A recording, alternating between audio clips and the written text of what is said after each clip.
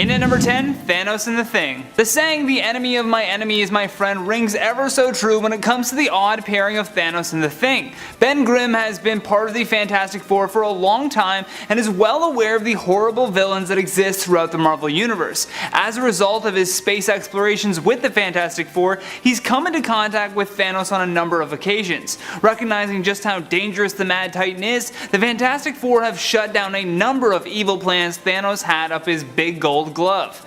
However, during the Secret Wars timeline, the narrative between the Thing and Thanos kinda changed. At the start, Ben Grimm was acting as the vast wall to protect the God Emperor Doom and was in charge of keeping out the people who sought to overthrow him.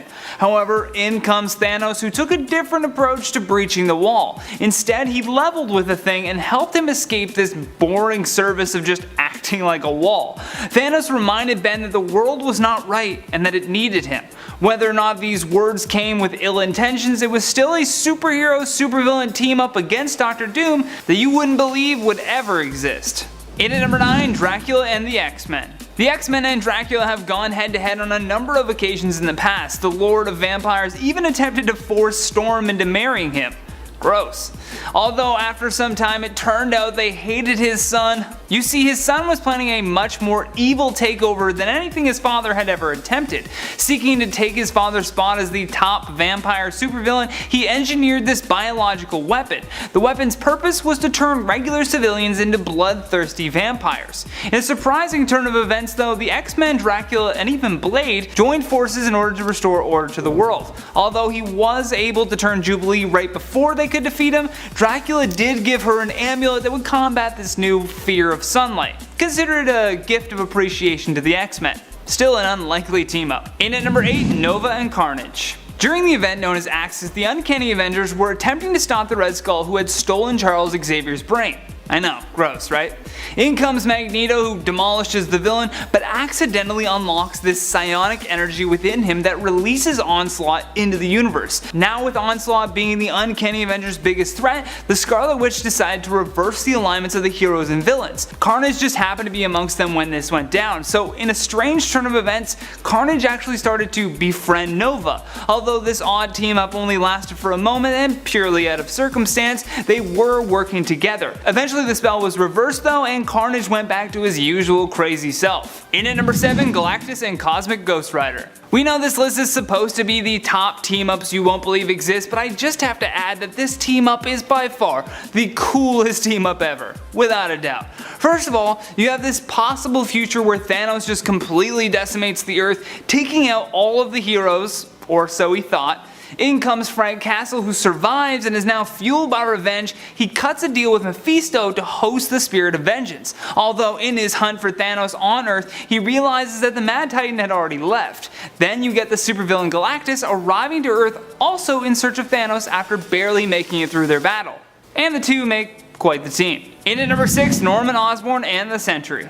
This is a team up again that only really occurred out of pure circumstance. When learning about the details, you actually really start to sympathize with the Sentry and his inner struggles. After the final battle of the Secret Invasion, Norman Osborn swooped in, dispatching the Skrull Queen to be viewed as a national hero. Now with this prominent position in the public eye, he was made the new director of S.H.I.E.L.D. In this position, he formed what was known as the Dark Avengers. The majority of the team was comprised of villains, with the Sentry being one of the few superheroes who agreed to stay. You see, Norman had convinced Bob Reynolds that he understood his internal battles with the Void. Not only did he show the Sentry compassion, but he promised that he could help him keep control over it. At number 5 is Thor's epic team up with Rocket and Groot. This alliance makes for a really powerful combo because when they come together, they actually manage to fend off Thanos, one of the greatest threats in all of the cosmos. When Wakanda is invaded by Thanos, T'Challa is forced to turn to external aid to keep his world from being taken over by Thanos. And the unlikely pairing of Thor, Rocket, and Groot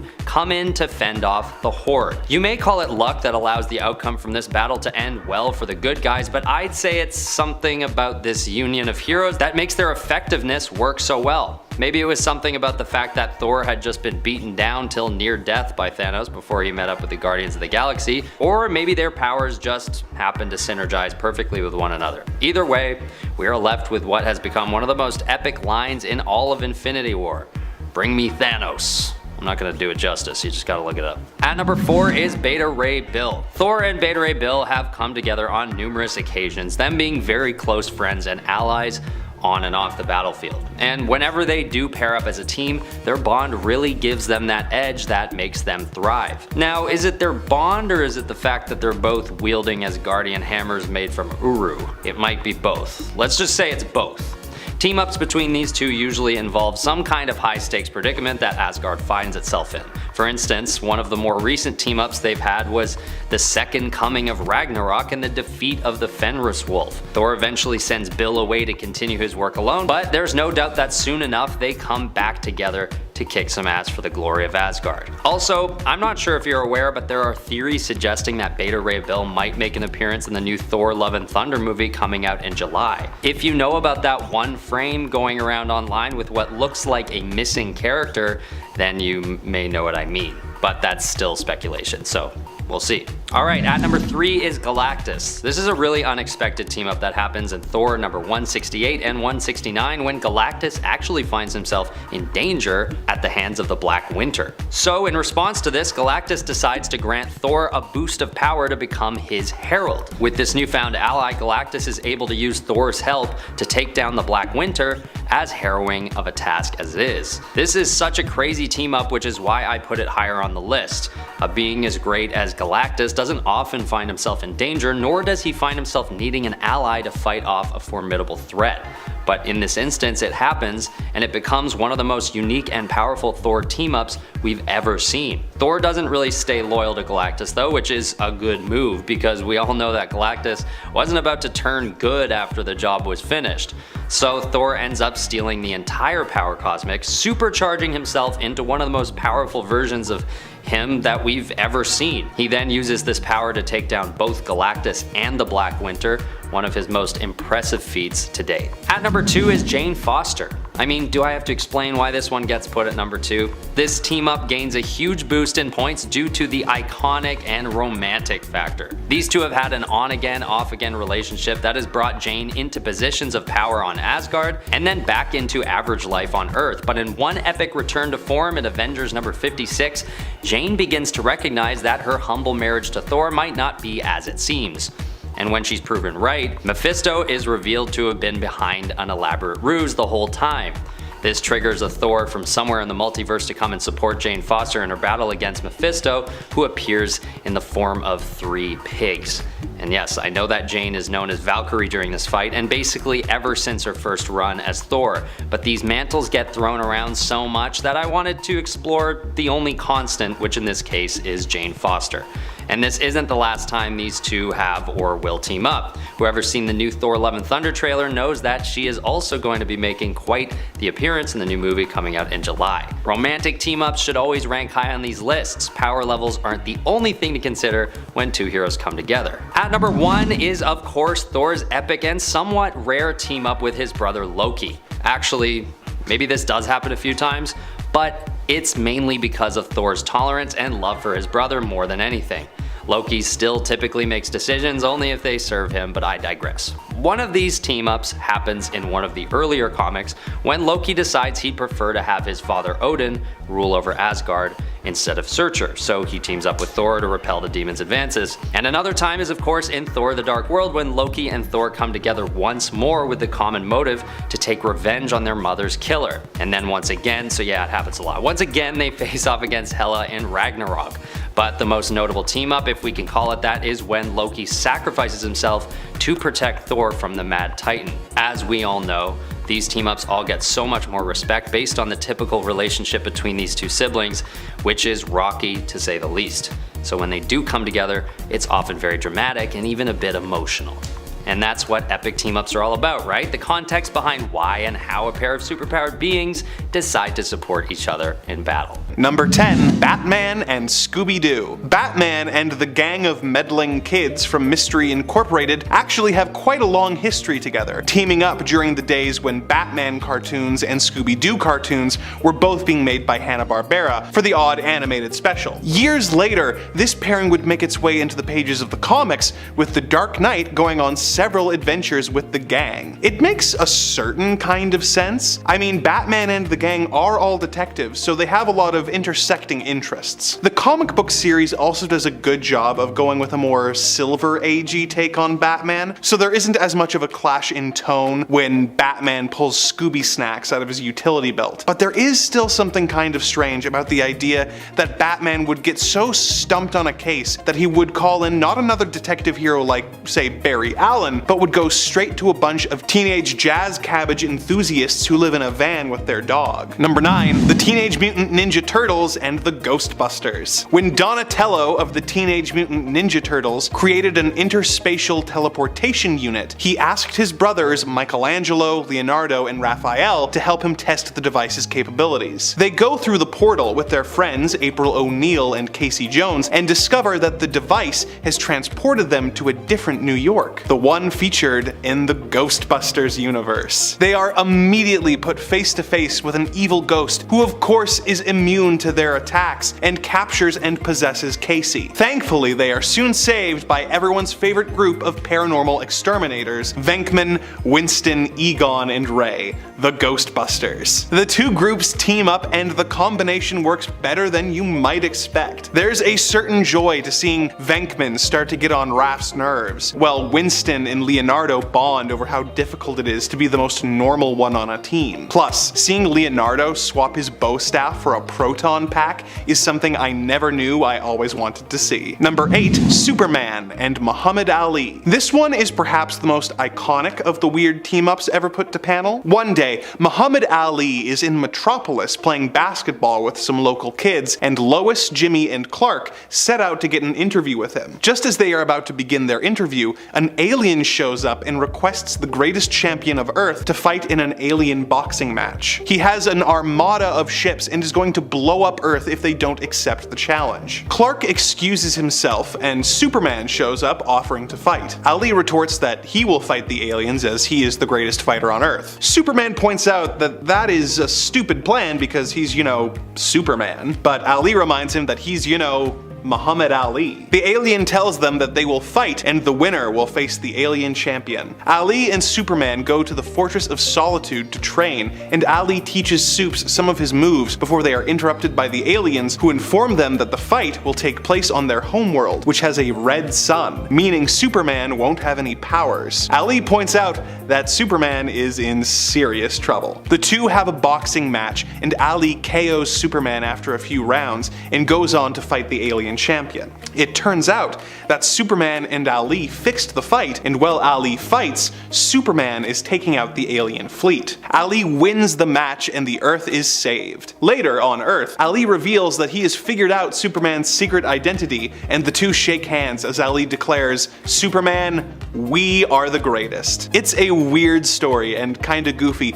but it has become such a classic, and the dynamic between Superman and Muhammad Ali is actually so well done that it is worth reading. Number 7. The Avengers meet David Letterman. In Avengers number 239, Wonder Man is having a bit of a problem. He has been trying to make it as an actor, but it hasn't been working out. His agent is aware of his status as a reserve Avenger and books Wonder Man on David Letterman, claiming that he will be accompanied by some of the other Avengers. Wonder Man reaches out to Vision, who arranges for himself, Black Panther, Hawkeye, Beast, and Black Widow to join Wonder Man on the late-night talk show appearance. The villain, Fabian Stanowitz, otherwise known as the Meccano Marauder, sees the promo and decides that he will also be attending. The Avengers go on the show, and Dave interviews the group, getting the bombshell that Beast is leaving the Avengers to start the Defenders, but the interview is interrupted by an attack from Fabian's machines, while Paul Schaefer keeps the band playing to keep the crowd from panicking. Fabian sits down for an interview with Letterman, surrounding them with a force field so they won't be interrupted by the Avengers or the machines. Dave then uses his classic giant doorknob prop to knock out the villain, saving the day. Wonder Man is thrilled that his heroic exploits will be shown on television, but when the show is set to air, it is interrupted by a special news bulletin and no one gets to see it. Number 6. The X-Men meet the crew of the Enterprise. Captain's log.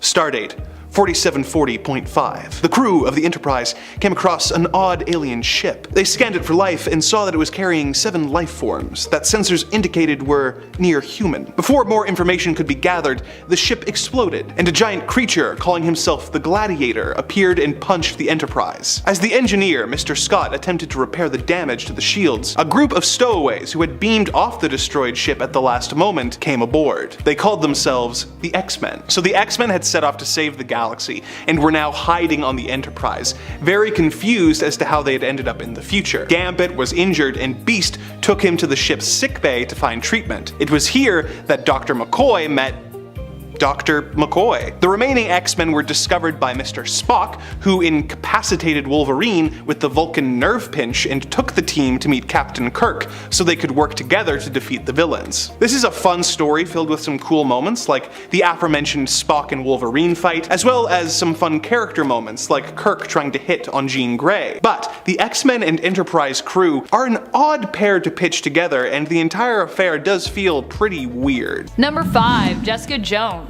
I think Batman would feel a lot of respect for Jessica Jones. The two could team up on a case together, maybe they were both tracking the same perp for different reasons, they run into each other, or maybe Bruce decides he wants a fresh start and decides to live under an alias as a private PI of his own, and the two end up as like rival detectives competing for cases. But these two are bound to do well together whatever happens, and it never hurts to have Batman team up with someone who has real superpowers, in case they run into a threat too large for Batman's planning, or vice versa, a problem that just can't be crushed by Jessica's super strength, and maybe it needs Batman's help in terms of locating that perfect weak spot. They'd complement each other so well. Number 4. Daredevil. Two costumes that are designed to scare, with one that might possibly be more terrifying than the other. I'll let you battle out in the comments as to who you think I'm talking about there. Who is the scarier costume? What do you think? Both are masterful investigators who pose as wealthy citizens during the day, and are sometimes known for their playboy tendencies. These two are both brutal assailants with a belief in justice and a policy for not killing their enemies, just beating them senseless. Two that we would love to see on a murder case. In fact, we already have. These two have teamed up once in 1997 in Daredevil / Batman Eye for an Eye, and again in 2000 in the sequel King of New York. You know, a team up is good when it happens again that soon after. And seeing as how it's been almost 20 years, I figured we're due for another team up of these two different yet similar heroes. P.S. their team ups are pretty good, so just saying, maybe we get some more now? DC and Marvel, do more crossover things, please. We want it. Number 3. Captain America. Considering the Batman is best friends with Superman, is anyone surprised that many would love to see Batman and Captain America team up? In fact, it shouldn't be surprising because these two did team up in 1996, accompanied by their own sidekicks. This comic was kind of actually more of a sidekick swap than anything, though, where Batman ended up with Bucky and Cap ended up working with Robin to take down the Red Skull and Joker. Or in the end, really just Red Skull, as the Joker himself defected from the plot after finding out that he was working for a Nazi. Apparently even for Joker that's too much. I will kill a bunch of babies, but Nazis, that's where I draw the line. The two also crossed paths in an Avengers and Justice League crossover where Batman actually decided to call a truce while fighting Cap, realizing that in Steve Rogers he had found a fairly even match to his abilities, and that the fight was kind of pointless. They were just both gonna probably fight each other forever if they didn't stop it, so I'd love to see the two of these strong, evenly matched superheroes come together to protect not just the Earth, but the universe. I'd like to see Darkseid and Thanos end up somehow working together, and then Cap and Batman have to like lead a team and take them on. It'd be pretty crazy. I know it was pretty crazy in like JLA / Avengers, but I think we could go even crazier with it. Cap and Bats make too good of a team, and it's been too long since we've seen this pair together, so come on, give me something new. Give me something even bigger than that crossover. Or like just Batman and Cap versus the universe. Number 2. Nick Fury. Both are known for always being super prepared, and both are super sleuths who pride themselves on knowing what's going on at all times, even when we think there is no way that they could have known. Remember that whole ordeal with Jezebel Jet and Batman? She revealed it was all a ruse, and then he revealed he knew it was a ruse, and he was also performing a ruse on her. And we were like, wait, what? If you knew, then why did you sleep with her? What's happening? Anyways, Nick Fury and Batman would also likely complement one another in terms of their way that they approach going about doing their business and getting the job done. Both are focused and serious. It could be cool to see Batman be recruited by S.H.I.E.L.D. in order to help with a special ops mission, and then go in with Nick Fury. Or maybe the two would both be leaders of like their own team out on the same mission and just run into each other, see the value of each other, and then team up. That could be cool. Secret Agent Batman. Batman James Bond mashup. That would also be cool.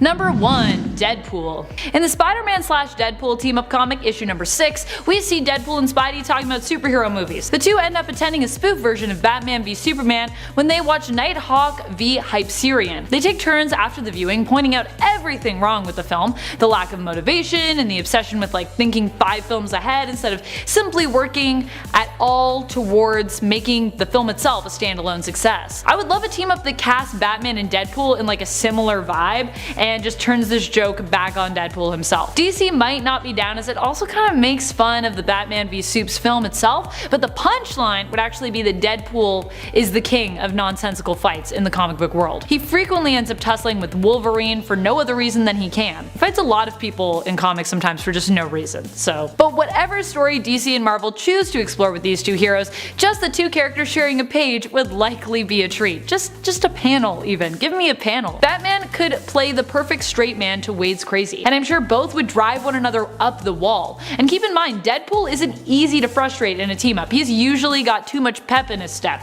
But if anyone can annoy Wade, I'll bet it's Batman. He'd be way too serious. Thank you for watching, Nerd Squad. Who do you think has a more frightening getup, Daredevil or Batman? Who from the Marvel world would you like to see Batman team up with? Do you think there are any Marvel villains that he could be persuaded into working with? Let us know in the comments below. And speaking of comments, it's time to turn to some comments from one of our latest videos, Top 10 Superheroes Who Became Gods, Part 2. Jose Ortega commented, Amanda looks like she can gain god-level superpowers, be it where her might. It's true. If I get my hands on that Phoenix Force, y'all better watch out. It would probably corrupt me. So much power. In what way would you like to get god powers actually if you could? Let me know in the comments. Robert Spears says, I would like to see Miles Morales or Gwen Stacy as Captain Universe, or maybe bring back Ben Reilly and make him Captain Universe. That sounds like it would be doable. I mean, if Aunt May can get cosmic powers and become Golden Oldie, I'm sure these other alternates could find a way to get that sweet, sweet Enigma Force. I'd really love to see Miles actually become Captain Universe. Number 10. Mockingbird. In this story from 1980, Spider-Man heads off to Los Angeles and has a run-in with Mockingbird, as well as Nick Fury. This issue fleshes out a lot of the world of S.H.I.E.L.D. and features some stuff that comes up in the movie Captain America: The Winter Soldier. This is far from the weirdest choice on the list, but still has a lot of really weird moments, like Spider-Man pulling a guy from a flying car and tossing him to the street 20 feet below. It's a pretty fun issue, with a lot of great moments with the aforementioned flying car, and Mockingbird kicking some real butt with her battle staves. It's S.H.I.E.L.D. versus Mockingbird, with Spider-Man sort of caught in the middle. He doesn't even like being in LA. Thankfully, things work out for Mockingbird in the end, and she survives getting totally blasted by S.H.I.E.L.D. She actually has quite a career with Marvel, getting her own comic series in 2016, and was even voted number 48 out of 50 in IGN's top 50 Avengers. She barely made the list, just like this list. Number 9. Ghost Rider. Now these two definitely make for an unusual pairing. I feel like Ghost Rider with his penance stare is pretty much the furthest possible thing from the tongue-lashing Spidey dishes out with the endless quips and puns. In this story, called If an Eye Offend Thee, our dynamic duo goes up against Orb, a mysterious villain with a giant eyeball for a head. Peter Parker and MJ see a billboard advertising Ghost Rider's latest stunt show and decide to come and watch, blow off some steam, you know? Pete is really impressed by Ghost Rider's makeup, not suspecting he's actually possessed by a demon. During the show, Orb shows up and entrances the guards and the crowd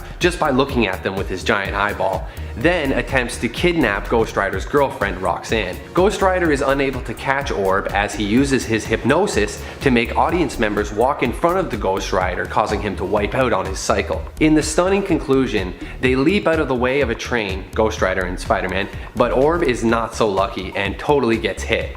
However, when they search the scene afterwards, they fail to locate Orb's body. Finally, Spider-Man swings off into the night, a bit disturbed by Ghost Rider's comment that he's not wearing a mask or makeup. Number 8. The Werewolf by Night. In this issue, Spidey is on the move again, this time to San Francisco on an assignment for the Daily Bugle. Exploring the Golden Gate Bridge, he barely reacts in time when the werewolf leaps out from a hiding place and attacks. Spidey stops the both of them from falling to their deaths with a quick bit of webbing action, and then tosses Werewolf off of the bridge into the water. The end. I'm just kidding. Werewolf does appear again later, but during the encounter the sun rises and Peter witnesses him changing back into his human form, Jack Russell. Spidey decides to help Jack, and before long he's confronting Moondark in a theater, taking him down and helping the werewolf to return to normal, no longer under Moondark's influence. Spidey does a lot of monologuing in this issue, recounting the recent death of Gwen Stacy and other recent events in his run. Also neat fact, Spidey's adventures in San Francisco continue along in the next Daredevil, issue 103, where those two meet up and team up against Ramrod. Black Widow is actually in that episode too. Team ups! Number 7. Red Sonja. Spider-Man and Red Sonja actually had an exciting romantically charged adventure recently across 5 issues in 2007, but I'm talking about their first encounter in Marvel Team-Up number 79 from 1979 called Sword of the She-Devil. Red Sonja first appeared as a character in Conan the Barbarian, but she went on to have her very own popular series and even a movie in the 80s. In this epic issue, we see worlds collide as Mary Jane transforms into Red Sonja. Red Sonja fights along Spider-Man against an evil sorcerer. The writers cleverly use a museum and some ancient artifacts to connect Sonja's world to the modern day New York home of Spider-Man. It's pretty epic seeing the combination of fantasy monsters and swords mixed with the classic Spider-Man quipping and web slinging. I'm sure fans who liked both comics at the time really enjoyed this crossover. In the end, Red Sonja transforms back into MJ on page 19, revealing that she was only possessed. It's one of the few examples where possession isn't necessarily a bad thing. Spidey would have had a hard time taking on this foe by himself. Number 6. Frankenstein's monster. This issue was definitely an attempt to boost sales and create more support for Marvel's Frankenstein character, whose run started in 1973. During this story, Frankenstein recaps his origin from Frankenstein issue number 1, and he talks a bit about his battles against Dracula in issues 7 through 11. So basically in the issue, Spider-Man gets blasted with a ray beam while he's trying to stop a robbery and inexplicably wakes up on a table next to Frankenstein. They escape from this castle and find themselves in the mountains and later rescue Judith Klemmer, an agent of S.H.I.E.L.D., on an assignment to stop the monster maker Von Schucht, who plans to rule the world with an army of monsters.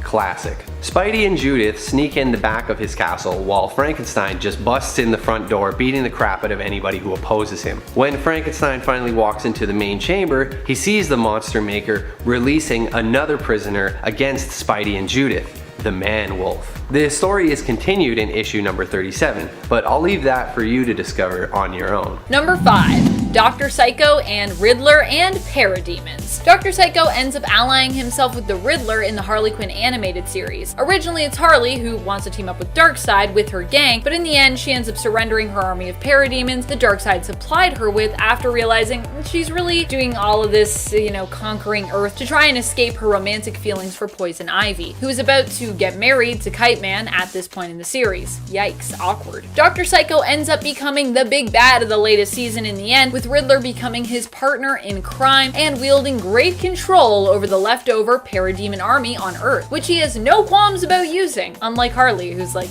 yeah, maybe I'm going a little too far. But yeah, Psycho's into it. A little too into it. Very much too into it. Number 4. Juggernaut and Black Tom Cassidy. These two aren't just great villains when it comes to their working relationship, they were also like fast friends and kind of best friends. I love it. Black Tom and Juggernaut have been good friends and allies since Black Tom's first full appearance in the comics in Uncanny X-Men issue 101. And I know what you guys are thinking. You're thinking, oh, but Amanda, that wasn't Black Tom's first appearance, but it was his first full appearance. So I believe his first cameo appearance was like issue 99, but don't quote me on that. Only a few issues later, they were already proving themselves to be a deadly duo as they teamed up to successfully kidnap and torment the X-Men in the hopes that this would inspire Professor Xavier to offer his own life up in exchange for his students' freedom. Unfortunately, they ended up getting tricked by Nightcrawler and ultimately were defeated. But still, this was a pretty good attempt to defeat the X-Men and Charles Xavier. Juggy's never gonna get over that. Or well, actually, yeah, he'll probably never get over it. I stand by what I said. It's gotta be hard for Juggernaut right now. Like, all of the mutants are off in Krakoa, and he's not a mutant. It's challenging. Number 3, Lex Luthor and Brainiac. They were almost a complete success even in their very first team-up. almost. Together, Lex Luthor and Brainiac appeared in issue 167 of Superman, where they teamed up in a 3-part story to take down their joint foe. Their brilliance and technological know-how combined allowed them to both shrink and depower Superman, but unfortunately for them, Superman would not stand by and let himself be so easily defeated, or so well defeated, because I think that's a pretty good plan. And he found a way to escape their wrath. They honestly should have just squashed him when they had a chance, but hey, then we wouldn't have any more stories. Lex and Brainiac together, in fact, are such a fan favorite. We've even seen them in the most intense kind of team up in the DC animated universe when they merged both their minds and bodies together into one being. Your partnership is intense when you're just let's just join and be one being, but also terrifying. I don't want to fight. Lex and Brainiac merged together. Number 2, Masters of Evil. Another very iconic and successful group of supervillains who have teamed up together. This roster has also changed dramatically over the years when it comes to their members, and despite the fact that they have some members who are less popular when it comes to their notoriety, this seems to be a team that generally has some measure of success when it comes to their evil plots. The team has consisted of such members as Moonstone, Radioactive Man, Tiger Shark, Titania, and Absorbing Man, with any of the Zemos usually being seen as the most successful leaders of the team to date. But they've also had a lot of different leaders. To date, we've seen multiple incarnations of the team, and we're actually likely in, or at least approaching, the double digits, I think, at this point, when it comes to all the different rosters that we've seen. Number 1, Poison Ivy and Harley Quinn. Yeah, so if you know me, you may have already guessed that they'd be at my top, but yeah, I love Poison Ivy and Harley Quinn. Never mind being, I think, some of the best supervillain team-ups out there. It's just 2 amazing characters. You give me 2 amazing villains together, I'm gonna say that it worked well. These 2 work together in a way that almost allows them to move from the side of villain to hero. In fact, over the last few years, if we've seen their characters develop together, they have both become more and more heroic. Though Ivy is now, of course, kind of headed back in the direction of straight up villain, currently in the comics, after her and Harley's relationship kind of fell apart in the aftermath of Heroes in Crisis. Still, for the most part, these 2 have brought out a lot of the best in each other, and have also managed to pull off some pretty impressive schemes along the way. I don't know whether making each other better and bringing out the hero in each other means that these 2 should be considered a great or an awful supervillain team up, but I personally like to see that as a win, even if it doesn't align with the villainous focus of this list. Any partnership where you bring out the best in someone, for good or for evil, should be considered one of the greatest in my books, because that's what partnerships and or relationships are all about. At number 10, we have Valkyrie. This is one of the more understandable team-ups on the list, considering both Thor and Valkyrie are known to be loyal to the same cause. Speaking, of course, about the prosperity of Asgard and the protection of the 9 realms. In one particular instance, during the Ragnarok event, Valkyrie and Thor team up in an effort to save Asgard from total destruction at the hands of Hela, and they even take on Thanos at one point. Although they are ultimately unsuccessful and Asgard is destroyed, this is no doubt an epic union between these 2 heroes. And we can expect them to come together again down the line, knowing that they have a deep respect for each other and very similar stakes on the table. At number 9, we have Hercules. Thor and Herc come together a few different times, both as allies and as enemies, but of course we'll be focusing on their team-ups for this list. At one point, Hercules finds himself under the control of the Greek god Pluto, having been tricked into ruling the Netherworld after signing a film contract. Undoubtedly a bizarre situation to find himself in, but nonetheless, he gets help from Thor, who had previously been more of an adversary to Herc. In fact, before the actual team up that this entry is about, Hercules and Thor fight a few more times, accidentally, which is really weird because it starts to paint Hercules as this very confused and possibly, I don't know, insecure character who doesn't seem to know what he really wants. Finally, they do end up teaming together and they team up to take down the Wrecking Crew. Later, Herc becomes an ally to the Avengers, which makes for a few more team-ups with the God of Thunder, most notably during the Operation Galactic Storm storyline. At number 8, we have Thor's team-up with Iron Man. Although this pair tend to be known to butt heads from time to time, there have been a number of cases of them fighting alongside one another. Of course they have, they're both part of the same very famous superhero team, the Avengers, but I'm not referring to their time on the Avengers, I'm looking at the times when the 2 heroes go off on their own. One of these times is during the God Complex storyline as part of their 2010 miniseries of comics called Iron Man / Thor, fittingly.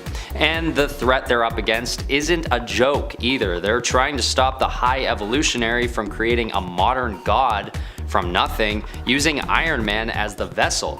So it's good that Tony Stark has Thor on his side for this one, because dealing with gods and mysticism isn't always the easiest to do on your own if you're immortal, no matter how much money and tech you have. At number 7 is none other than Captain America. Aside from the obvious reason to team up, Thor and Captain America have a pretty healthy relationship going, just the two of them. Possibly the most notable instance of the two teaming up is during the Avengers Prime miniseries when they go to Hell and fight Hela, Thor's sister. Although Iron Man is there as well, Thor and Tony Stark aren't really getting along during this issue, and it more so outlines the relationship between Thor and Cap, both on and off the battlefield. And this is a pretty notable team up as well, given the stakes and the villain they're facing. Hela is one of the most powerful threats out there, and Hell is her domain naturally, so having Captain America there is really important, because if Thor was just accompanied by Iron Man, given their frustrations, it may not have been a successful mission for either of them. They do end up succeeding, and yes, Thor and Iron Man do come back together as friends. But it takes a pretty harrowing battle in the underworld to make that happen. And Captain America's leadership is essential to their success. At number 6, we have the Hulk. In Thor Ragnarok, Thor and the Hulk come together as a team in an unusual occurrence when they face off against Loki, and they make a surprisingly fitting duo, both having been banished from their homeworlds and forced to face off in this strange gladiatorial arena. At this point in the story, Thor is banished from Asgard and without his hammer, and Hulk finds himself lost on a distant planet, banished from Earth. At this point, he's being used as nothing more than a subject for this planet's violent arena matches, and he even gets pitted against Thor before they eventually decide to team up. So when they do decide to defy their captors and fly back to where they came from, there's more than their combined strength that drives them forward.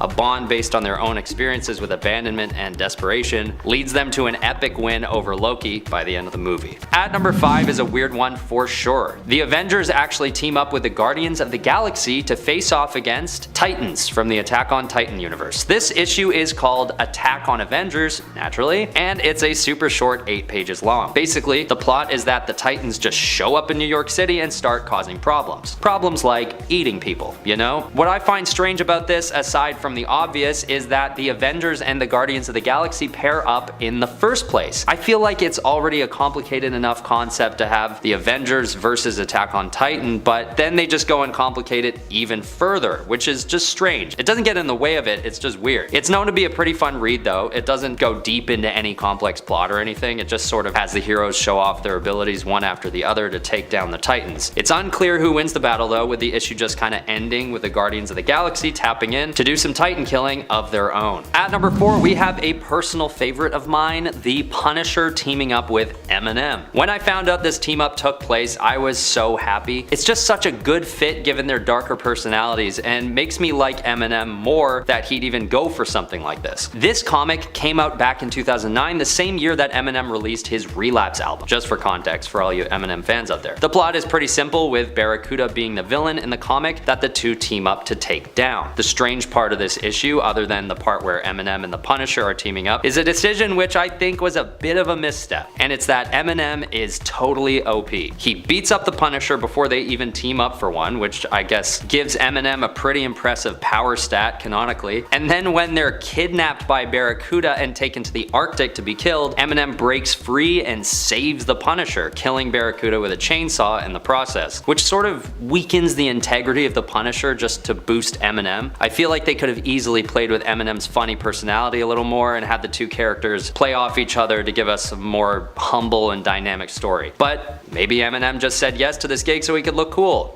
and somehow even more badass than the Punisher. At number 3, we have Superman teaming up with Bugs Bunny. You heard me correctly. This team up could also just as easily be considered a DC Comics and Looney Tunes crossover, but out of all the different characters from both franchises, Bugs and Superman are two of the more significant characters who end up associating with one another, which is just a bonkers duo to have teamed up in the first place. The way that these worlds collide is that Mixie Yezpitlik and Yo-Yo the Dodo basically just manipulate reality to make the pair up happen for fun, which I guess is the only real way to justify by something as weird as this. They don't really do much as a pair, but you can imagine that Bugs just kinda wanders around and quips while Superman tries to figure out how to get him to focus. There's more to it than that, I'm sure, but honestly, you'd have to pay me to actually read all the way through this thing. No offense if this is a favorite of yours, I don't know. I saw the cover and I couldn't do it. At number 2 is kind of a part 2 to number 3, if that sentence made any sense. It's Batman and Elmer Fudd. This is just the most bizarre team up, again, with the very loose through line that they're both sort of detectives. Elmer is a hunter, but he's usually like creeping around looking for Bugs Bunny clues and stuff. Either way, this issue is actually known to be strangely good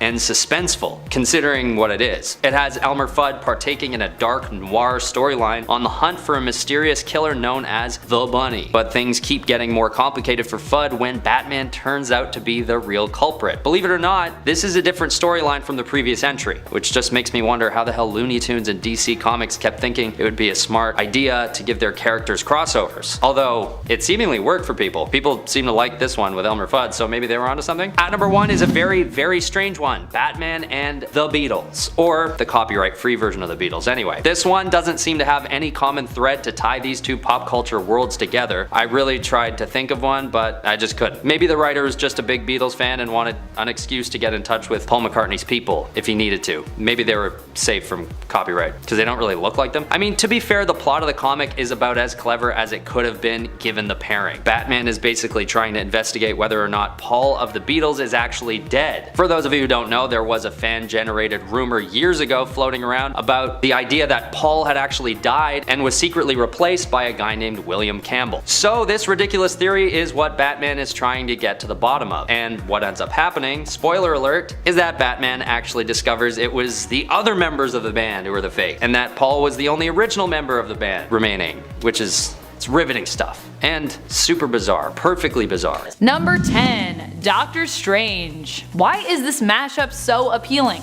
The same reason I enjoy watching Batman and Zatanna together. The idea of Batman needing assistance with something of a more supernatural nature, and the idea of a mortal human detective based in cold hard reality mashing up in a scenario that requires his skill but is just enough mysticism sprinkled in to warrant Doctor Strange's involvement. I would love it if these two went on some kind of spiritual ghost hunt together, a la the early Doctor Strange days. Or maybe the two could meet at some kind of meditation retreat and both get called into action and have to team up. Another idea for the two would be to have Doctor Strange of Earth 616 team up with the vampiric Batman of Earth 43. Vampiric? Vampiric? I guess it doesn't really matter which way you say that word. Potato, potato. It wouldn't be the first time Doctor Strange has worked with or against the undead who call themselves vampire. During the Montesi Formula story arc, he teamed up with vampire detective Hannibal King and Blade, working to defeat Dracula himself. Another idea is the arcane arts come to Gotham in the form of a villain who is experimenting with magics. Maybe Black Mask, which could be spooky, or maybe Calendar Man is no longer posing as a stage magician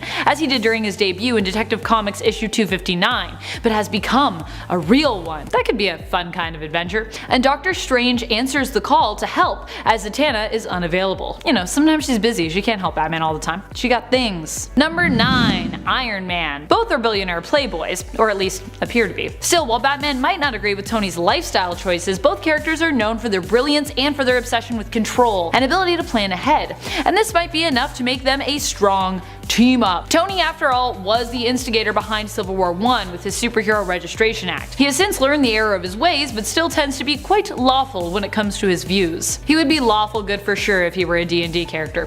Meanwhile, Batman suffers from borderline OCD and paranoia when it comes to being prepared, and as such created contingency plans for all of his fellow JLA members, only to have them fall into the hands of Ra's al Ghul and be used against his teammates, forcing him to apologize to the team. Neither is a known killer, and both heroes prefer to trust in the system when it comes to vengeance and justice. Plus, we all know we would want to see Batman get his own Iron Man suit, complete with a little metal bat ears. That'd be great. I'm Iron Man now. Woo! Iron Bat. Oh.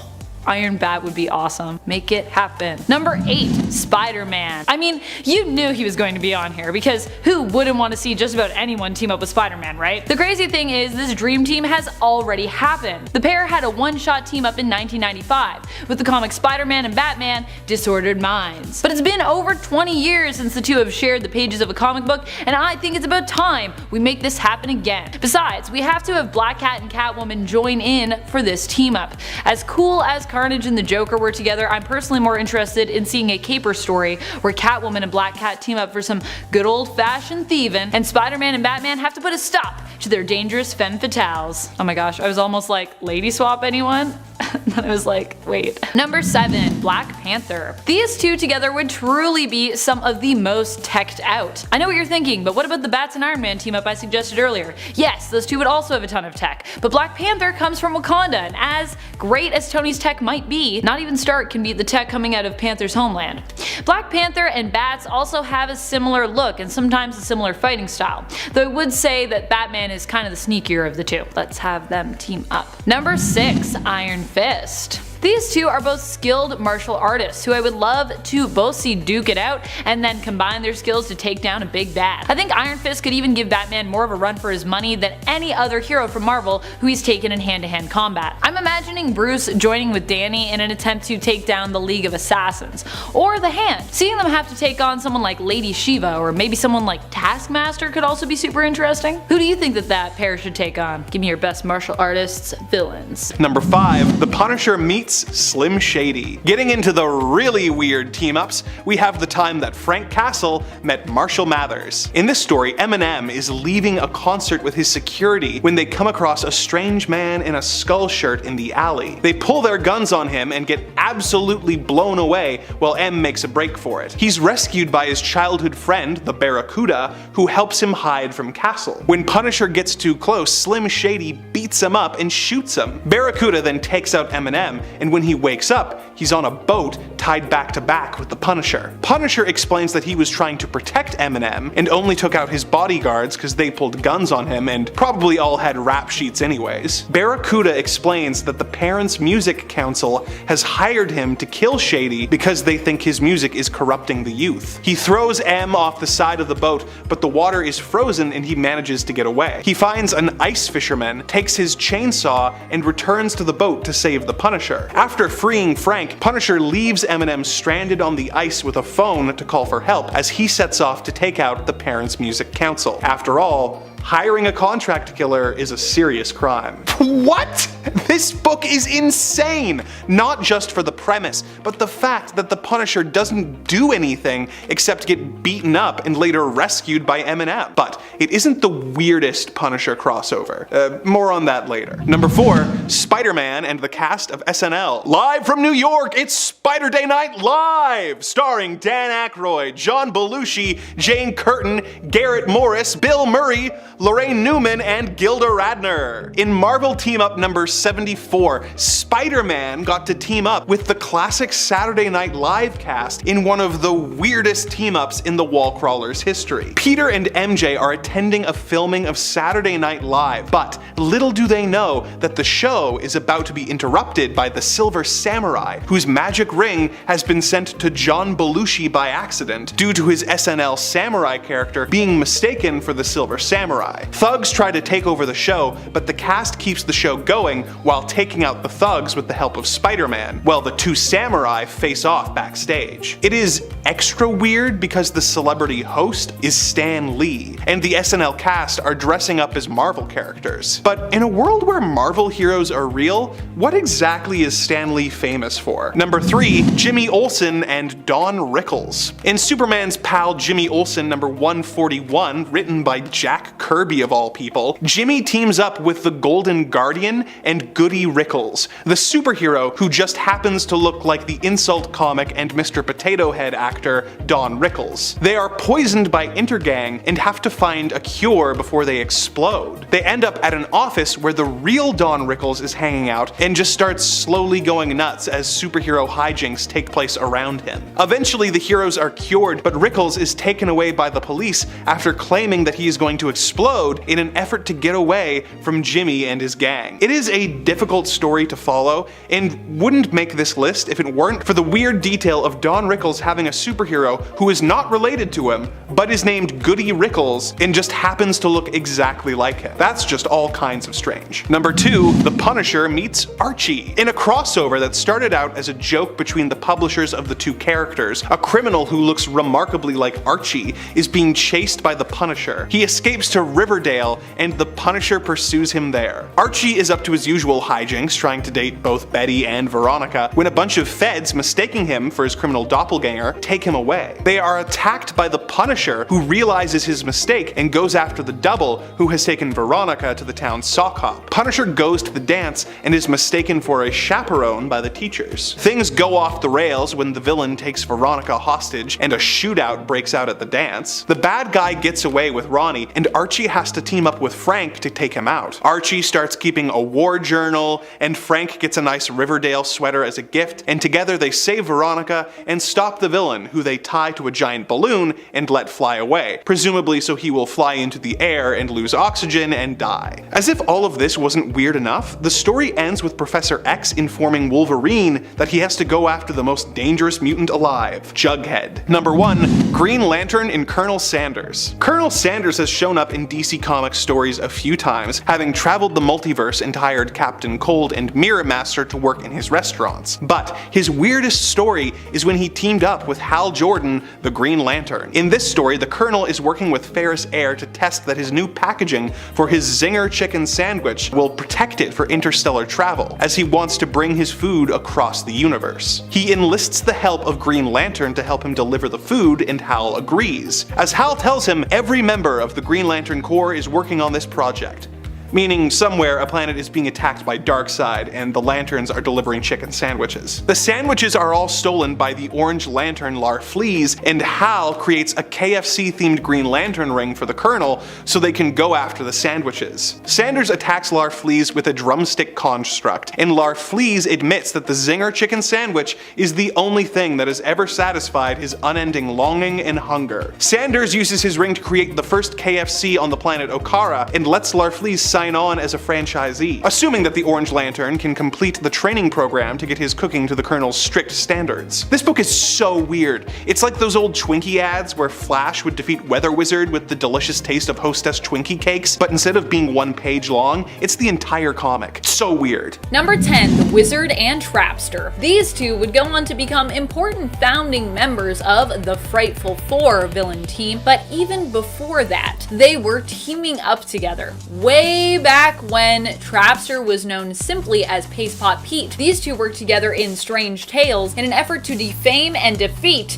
the Human Torch, Johnny Storm. In the end, the Torch escaped their trap and apprehended both of them, turning them in, but still, for two C or D-list villains, they came pretty close to killing the Fantastic Four hero, using Pete's paste and an airtight room that was quickly being drained of its oxygen. Also, I don't know if the Wizard's actually a C-list villain. I might actually bump him up. Also, Paste Pot Pete is hard to say if you say it like 3 times fast. Number 9, Crime Syndicate. As much as I love the Crime Syndicate and think that they are an awesome team of villains, they are also pretty dysfunctional, which is why they are ranked so low on our list. However, despite the fact that they are often depicted as being at one another's throats and sneaking behind one another's backs in order to basically make sure that they themselves come out on top with the most power, they still manage to have an impressive amount of horrendous achievements, or almost achievements at least. The Crime Syndicate is still a supervillain team that proves to be extremely dangerous whenever our heroes come up against them, though they would probably be more frightening to face if they could do a little bit better at actually working together like a team instead of constantly double-crossing one another. And friends, before we move on to this next spot, be sure to give this video a thumbs up and comment below if you want to help us out here at the channel. I promise you it does really help, and we appreciate all your likes and comments. Thank you. Number 8, Daredevil Revenge Squad. Not the official name for this team, I don't think. This team was Typhoid Mary's group of villains. She recruited them to help her get revenge on Daredevil, and they all also had their own motives for doing him harm. All villains who had basically been slighted by the Red Devil themselves in the past. What's more, more, although this team up only lasted a few issues, it was actually brutally successful, with Typhoid Mary even using her Mary persona at the end of Daredevil issue 259 to kind of ensnare Matt Murdock into like letting his guard down around her. Typhoid Mary recruited the Wild Boys, Ammo, Bullet, and Bushwhacker to help her get the deed done, but insisted on taking the final moment of defeat for herself. Also, is it just me or does Typhoid Mary look huge in this issue? She looks like so tall. I'm just like, wow, what's happening? I don't hate it. Number 7, Gotham City Sirens. Definitely one of the hottest supervillain team-ups out there in my opinion. Gotham City Sirens isn't just awesome because it's a team of powerful villains, but because it also cemented a fantastic friendship between the 3 main team members that we can always go back to, and I kinda love that. The Gotham City Sirens are Catwoman, Poison Ivy, and Harley Quinn, who sometimes also have other allies who join them in their villainous adventures. And also, let's be honest, heroic adventures, such as the Carpenter, Jenna Duffy, formerly part of the Wonderland gang. While this team up is one made up of criminals, the team of powerhouses also brought a lot of good out in each other and ended up actually performing a lot of heroic missions together despite their villainous pasts. So this might be a team up of villains, but it's also kind of a hero team in a weird way, kind of like doing a little bit of both, which I love. Number 6, Sinister Six. I didn't realize that I made the Sinister Six number 6. I just did that. That was not intentional. I'll take it, but it was not intentional, just so y'all know. While the Sinister Six definitely have their setbacks as a team, there is a reason why they are one of the favorites when it comes to supervillain groups and team-ups. I'm still waiting for them in the MCU. Please Marvel, give them to me. With the combined strength and skills of these villains, it seems that no scheme is outside of their reach. In reality though, they usually end up in a competition to prove who is the better, which ends with them betraying one another usually, costing them their victories. But this team has still come close to defeating Spider-Man on multiple occasions, and despite their setbacks, they are a team that you can always rely on to find their way back to one another, even if it means sometimes recruiting some new members to their ranks in the process. Also, I'm all for new members being included to the ranks. There's so many good Spider-Man villains, why limit ourselves? Give me the Sinister 60. Number 5, Doctor Doom. I know, right? How could Spidey possibly end up on the same side as the nefarious Victor Von Doom? We actually also see Vision and Scarlet Witch in this crazy crossover. A mystical being called the Dark Rider is attempting to steal Doctor Doom's magical energies, but Spider-Man and Vision attack him together. He uses his powers to make a cat grow to a humongous size, and the heroes are kept busy battling it until Scarlet Witch hits it with a hex bolt, returning the cat to its normal size. Unfortunately, all this magic usage only strengthens the Dark Rider's power, and as Spider-Man and Vision watch on, Scarlet Witch realizes they'll have to help Doctor Doom in order to stop their common foe. They have an epic showdown, and Scarlet Witch stuns the Rider, but then he breaks free and incapacitates Doom and the Witch, leaving none to stand in his way. In the next issue, Marvel Team Up number 44, there's a stunning conclusion where Moondragon also joins the party. It's a whole crazy host of heroes. These team-ups are a lot of fun, and they were also a great marketing tool for Marvel back in the day. Number 4, Howard the Duck. A lot of these entries are from the Marvel Team Up series, but this next one is actually from 1996 during the Clone Saga event when Marvel had a run of Spider-Man team-ups. In this comic, we're actually treated to 2 fantastic team-ups, the first being Spider-Man and Gambit, but it's actually Spider-Man alongside Howard the Duck that I found really strange. This story crosses over with a Savage Dragon Destroyer Duck story that was in publication by Image Comics at the time. Peter Parker can hardly believe it when he overhears some bystanders say a recent robbery was committed by 2 men dressed as turtles in spacesuits. But it's really happening in this crazy crossover that incorporates the world of the Teenage Mutant Ninja Turtles. Funny enough, there is actually still debate surrounding whether or not the version of Howard the Duck from this comic is canon, with some people arguing that this version of Howard is a clone and actually exists separately from the Image Comics universe.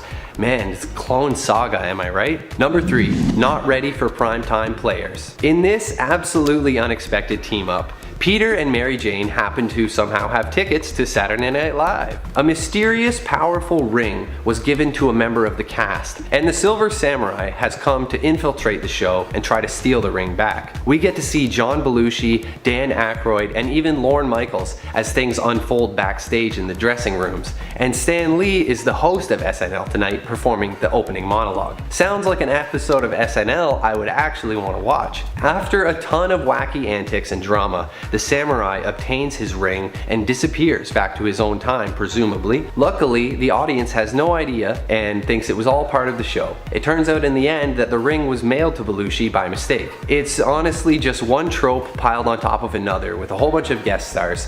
So while it's not the most compelling story, it certainly makes for a very memorable comic book moment. Number 2, Aunt May and Franklin Richards. This crazy issue sees Spidey totally take the backseat while we go on a crazy escapade with Aunt May, the new Herald of Galactus. This issue opens with the death of Nova, and we see Galactus mourn the loss and contemplate what to do. He heads to Earth, hoping to ask Reed Richards for some help, but instead finds Franklin Richards at the circus with Peter and his Aunt May. He decides he's going to take Franklin to be his new herald, but Franklin uses his power to transfer the transformation energy from Galactus over to May Parker, transforming her into Golden Oldie, the Herald of Galactus. She's practically a sentient Twinkie in this paper-thin advertisement, but it still has a lot of heart. She collects all of the Twinkies on Earth to satiate Galactus, but it simply isn't enough, and eventually she finds an entire Twinkie planet, which Galactus promptly devours. Then May comes on back to Earth, and Pete wakes up at the end discovering it was all a dream.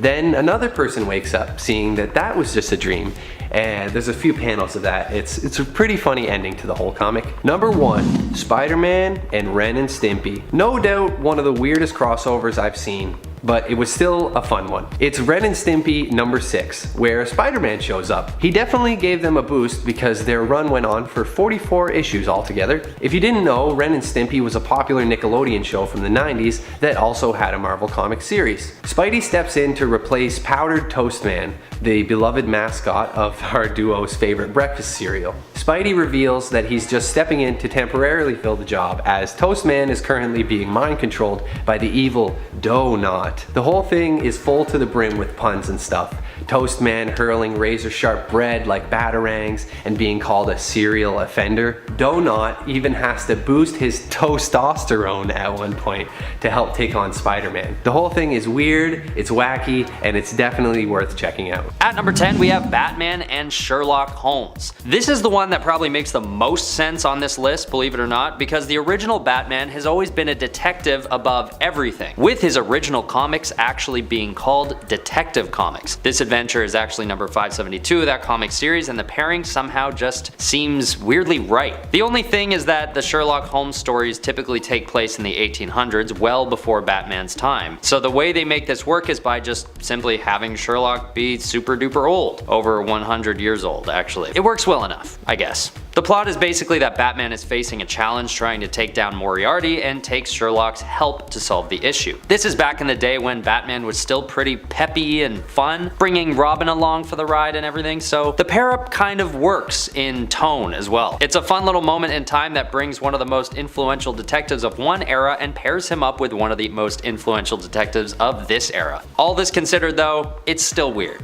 and I needed to put it on the list. At number 9, we have X-Men vs. Star Trek. This is a very weird pairing because Marvel could have easily paired up Star Trek with another team that's more synonymous with space travel, like, you know, the Guardians of the Galaxy. But on the other hand, the X-Men do always show an interest in teaming up with and supporting humans, and they sometimes do go into space, so it sort of works. Relatively speaking, that is, in comparison to what else you'll see on this list later. But all in all, this team up is pretty fun, showing off some fun traits of both teams, like Spock using the Vulcan pinch on Wolverine before they become friendly with one another. But the fun and games subside when the teams are tasked with taking on the threat of the mutant Proteus. This team up actually worked well enough when it was released that they even got a few sequels, so there's that. At number 8 we have Batman and the Teenage Mutant Ninja Turtles. Yes, this team up actually happened. When Shredder comes to Gotham and teams up with Ra's al Ghul and they try and, take over the world together, Batman naturally enters the picture. But so do the 4 Ninja Turtles. The contrast between this darker, more modern Batman and the very fun but very annoying Ninja Turtles makes for a funny combination that is known to actually be pretty good, all things considered. And something about this team up actually does feel right for some reason. Maybe it's the setting of Gotham seeming like it fits for the Turtles, and maybe also something about the dynamic of these characters. Batman does seem like the perfect straight man to the silliness of the Teenage Mutant Ninja Turtles. Regardless, it is weird, but fun, but weird,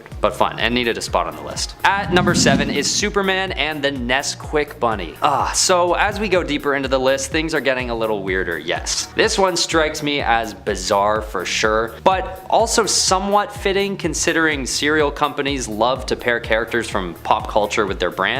But still, that's the only slack I'm gonna cut it. It's sort of weird that there is an actual comic book about it because it sort of messes with the canon of Superman. But alas, it happened, and it was bananas. Basically just a really long ad for cereal and a pretty weak plot. The villain in this one is Weather Wizard, and somehow Superman has genuine trouble taking him down. So who does he call? A group of young children and a rabbit. And even after their victory, there's a chocolate milk chugging challenge that Superman somehow even loses to the bunny. It's just a bizarre journey of sellouts and awkward writing, but I live for things like this that shouldn't exist but do. It just makes things more fun. At number 6, there's Batman and Scooby-Doo. Another strangely fitting pairing. This comic made me realize just how many detective characters there actually are out there, and why they keep insisting on teaming up with one another. In this team up, the villain is Man-Bat, which is actually a great choice because he's one of the few Batman villains that's actually a monster, which fits with the Scooby-Doo brand. But this weird match actually isn't the last time people see the Scooby-Doo franchise work its way into the comic book world. Later on, Scooby-Doo will eventually become a sidekick to Ace the Bat Hound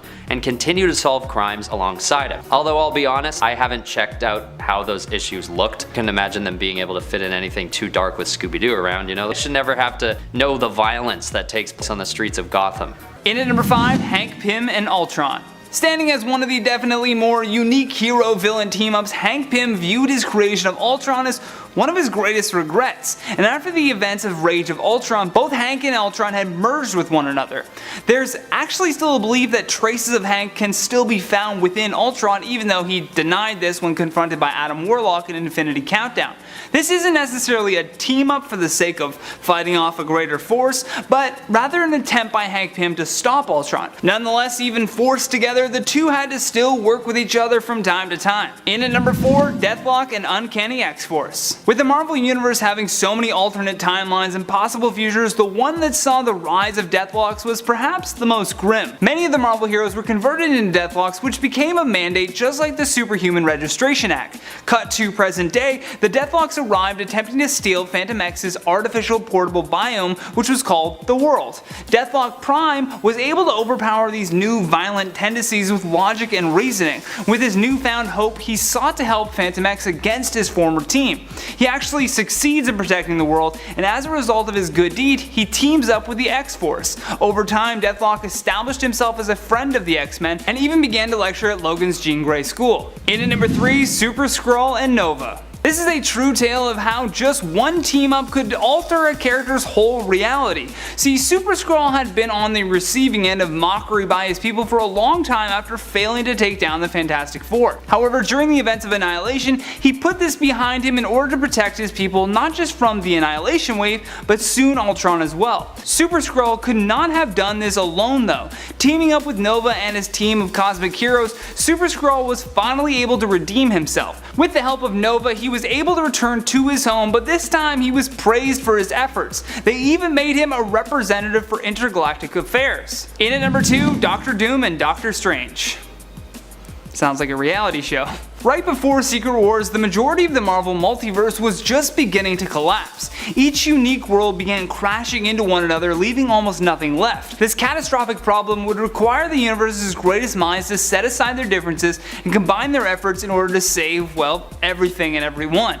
The two people we're speaking about is Doctor Strange and Doctor Doom, along with some help by Molecule Man of course. The Beyonders happen to be the cause of all of these issues, so both men decided the only way was to steal their power. Eventually they succeeded, but this also enacted the new reign of the God Emperor Doom, who put Doctor Strange as kind of his right-hand man, making Strange essentially a sheriff that would uphold Doom's new laws. Last but not least, in our number 1 spot, Annihilus and the Avengers. As we reach the end of this list, it's funny to look at how some of these villains go from such evil plots to becoming key players in assisting the superheroes. Annihilus is one of those stories. Once known as the largest threat in the Marvel Universe, he used his cosmic control rod combined with his annihilation wave to leave nothing but total destruction throughout the cosmos. Eventually Nova and his alliance was able to put a stop to this madness, but Annihilus would soon return. However, this time he was in the form of a larvae which would regrow into his previous self. Soon enough though, Annihilus was now part of the Intergalactic Councils during the events of Infinity.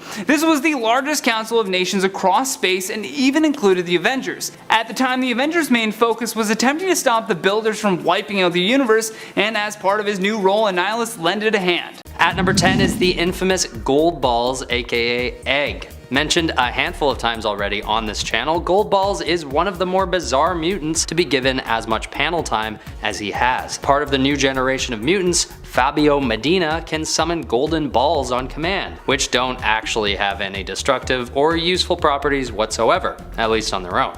Although it is soon discovered that when combined with the powers of 4 other mutants, Gold Balls is able to create a force field of immortality that can resurrect fallen mutants and protect others from death on the island of Krakoa. So there is, after all, a pretty impressive use for Fabio's abilities, but only when paired with the powers of 4 other mutants. On his own, he just squeezes onto this list. Number 9, Mr. Fantastic. This might be a massive hot take, but hey, you know, I'm going for it. You can come for me in the comments if you want to, that's fine.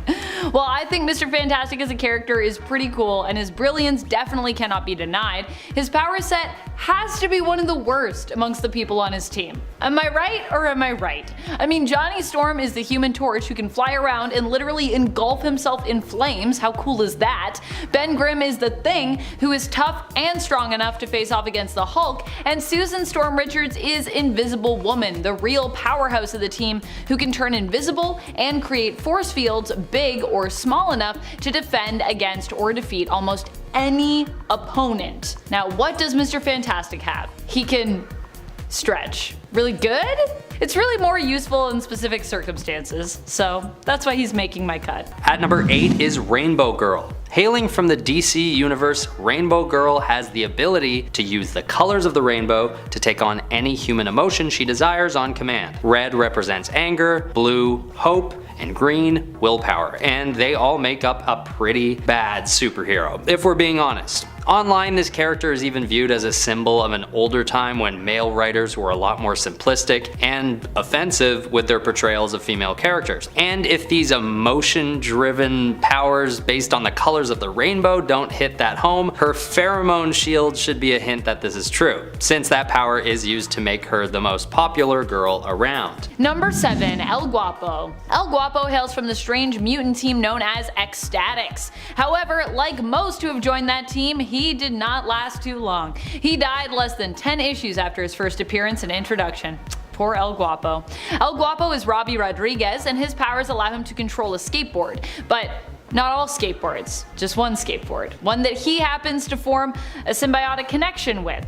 But even that couldn't really save him, and he ended up dying, actually impaled by his own skateboard. It's rough sometimes. That's the Ecstatics way. At number 6 is Color Kid. This superhero has powers just as his name suggests, and not much more. He has the ability to change the color of anything on command. Part of the legion of substitute heroes and the assistant to a scientist on his home planet, Color Kid always seems to be in the shadow of greatness. And unfortunately, his powers don't help this cause very much either. Being able to change the color of anything isn't really such a useful power and often proves to disappoint his teammates, especially in combat situations. Number 5, Penance. Penance was once the hero known as Speedball, who is now back to being Speedball again actually, thank goodness. His real name is Robert Baldwin.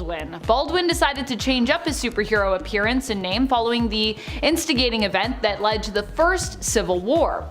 In the comics, this was actually similar to, but different from the MCU and the Sokovia Accords.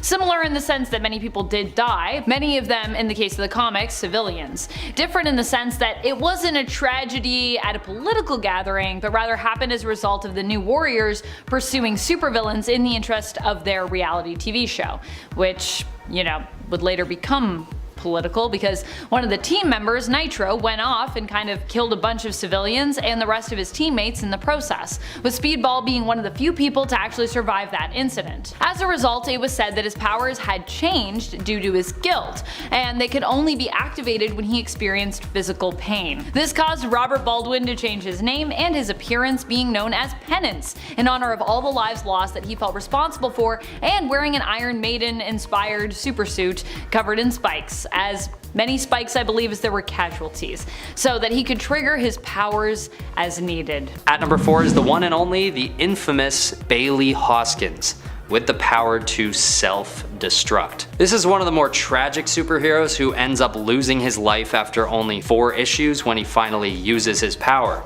We can assume that this character should land on a list like this every time, considering the comic book series that he's featured in is literally titled X-Men Worst X-Man Ever. But to be fair, this miniseries is known to be a pretty epic read considering the stakes at hand during the run. Bailey has to decide whether or not he's gonna use his powers when an evil mutant dictator threatens to take over. Number 3. Super Dupont. Super Dupont hails from a French comic strip from the 1970s. Super Dupont was meant to be a hero built on French nationalism, but that also spoofed the ridiculousness of American superhero comics as well as American stereotypes of the French. Super Dupont's power set is like Superman's, but he's not nearly as powerful. He can fly, and he's also a master in the art of savate, a style of fighting known as French boxing. Super Dupont in the series is a mysterious figure who is said to be the son of one of the unknown soldiers buried under the Arc de Triomphe. Although how that soldier then would remain unknown, it seems kind of questionable, because if he was your father, wouldn't you know who he was? So you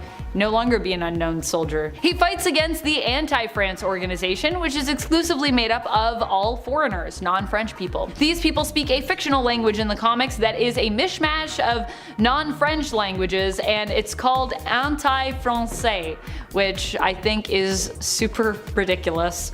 At number 2 we have Dog Welder. Now, aside from this guy having one of the worst superpowers of all time, I also just think he's one of the worst superheroes based on who he is as a person. If you're a dog person, skip ahead to the next section, because basically this bozo goes around and kills dogs that he finds in alleyways and then calls it a superpower to weld them to people's faces. And he's still considered a good guy. Now, I don't really understand the joke here, but if it is a joke, it's so over the top and weird that I don't even get it. I feel like DC was trying to come up with a meme character here for a laugh, but I don't like the part where he's just killing dogs, nor do I even get it at all. Dog Welder is a big thumbs down in my books, and I think he rightfully deserved a spot high on this list. Shame on you, Dog Welder.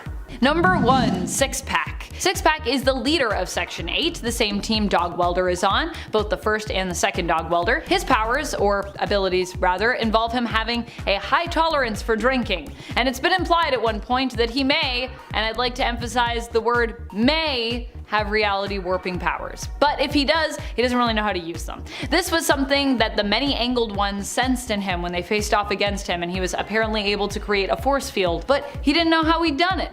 Six Pack is also known as Sidney Speck. He is generally known for being intoxicated, hence his name, which is in reference to drinks, and in fact being completely sober can work against him.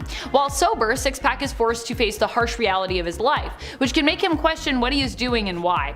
I mean, considering his power set and his general focus, that makes sense. Fair enough. Number 10. No Girl. No Girl is a creation of Grant Morrison's. Grant Morrison, when they were writing X-Men, decided to create a bunch of New Mutants, and all of them were about as weird as you'd imagine someone like Morrison would make them. No Girl, of course, is, well, no exception. Her powers are actually pretty cool, but the fact that she didn't really have a body to speak of for a good amount of the time we've known her in the comics was not really as cool. Of course, this has since been somewhat fixed, as Martha no longer uses the codename No Girl, but instead, after having been given a body by the the Five is known as Cerebella. Cerebella's powers are psionic, but considering that she no longer has her original body as it was taken from her by the U-Men when she was only a teenager, it's often been implied that she actually requires substances to her brain to stay alive. Prior to being given a body again, Cerebella as No Girl was suspended in a liquid-filled sphere or tank and lived her life that way, as a brain. And friends, before we move on to this next spot, if you are loving what we do here at Top 10 Nerd, please go check out our newest channel, Most Amazing Top 10 Anime, and give it a subscribe. Number 9. Angel. Angel might be one of the original X-Men, but that doesn't automatically mean that he is one of the all-stars or Omega levels when it comes to mutants. Angel's mutant power is that he has wings, which he can use to fly. Angel also possesses hollow bones, which allow him to be light enough to soar using said wings, but also maybe make him a little bit hollow and weak in other ways. He is an extremely gifted and skilled flyer, having trained for years with how to use his wings, and he's also an adept businessman, being Warren Worthington III in civilian life and hailing from a wealthy and respected family. However, it's still pretty easy to defeat Angel when you need to. Even recently in the comics in X-Force issue number 30, we've seen him kidnapped and literally had one of his wings cut off as a result of people being angry and frustrated with the revelation that mutants have recently unlocked their own secret to immortality. Just goes to show you how easy it is to mess with Angel. It's kind of sadly too easy. Number 8. Brew. I honestly love Brew, and now his powers are basically the coolest around, but for a while there, he wasn't really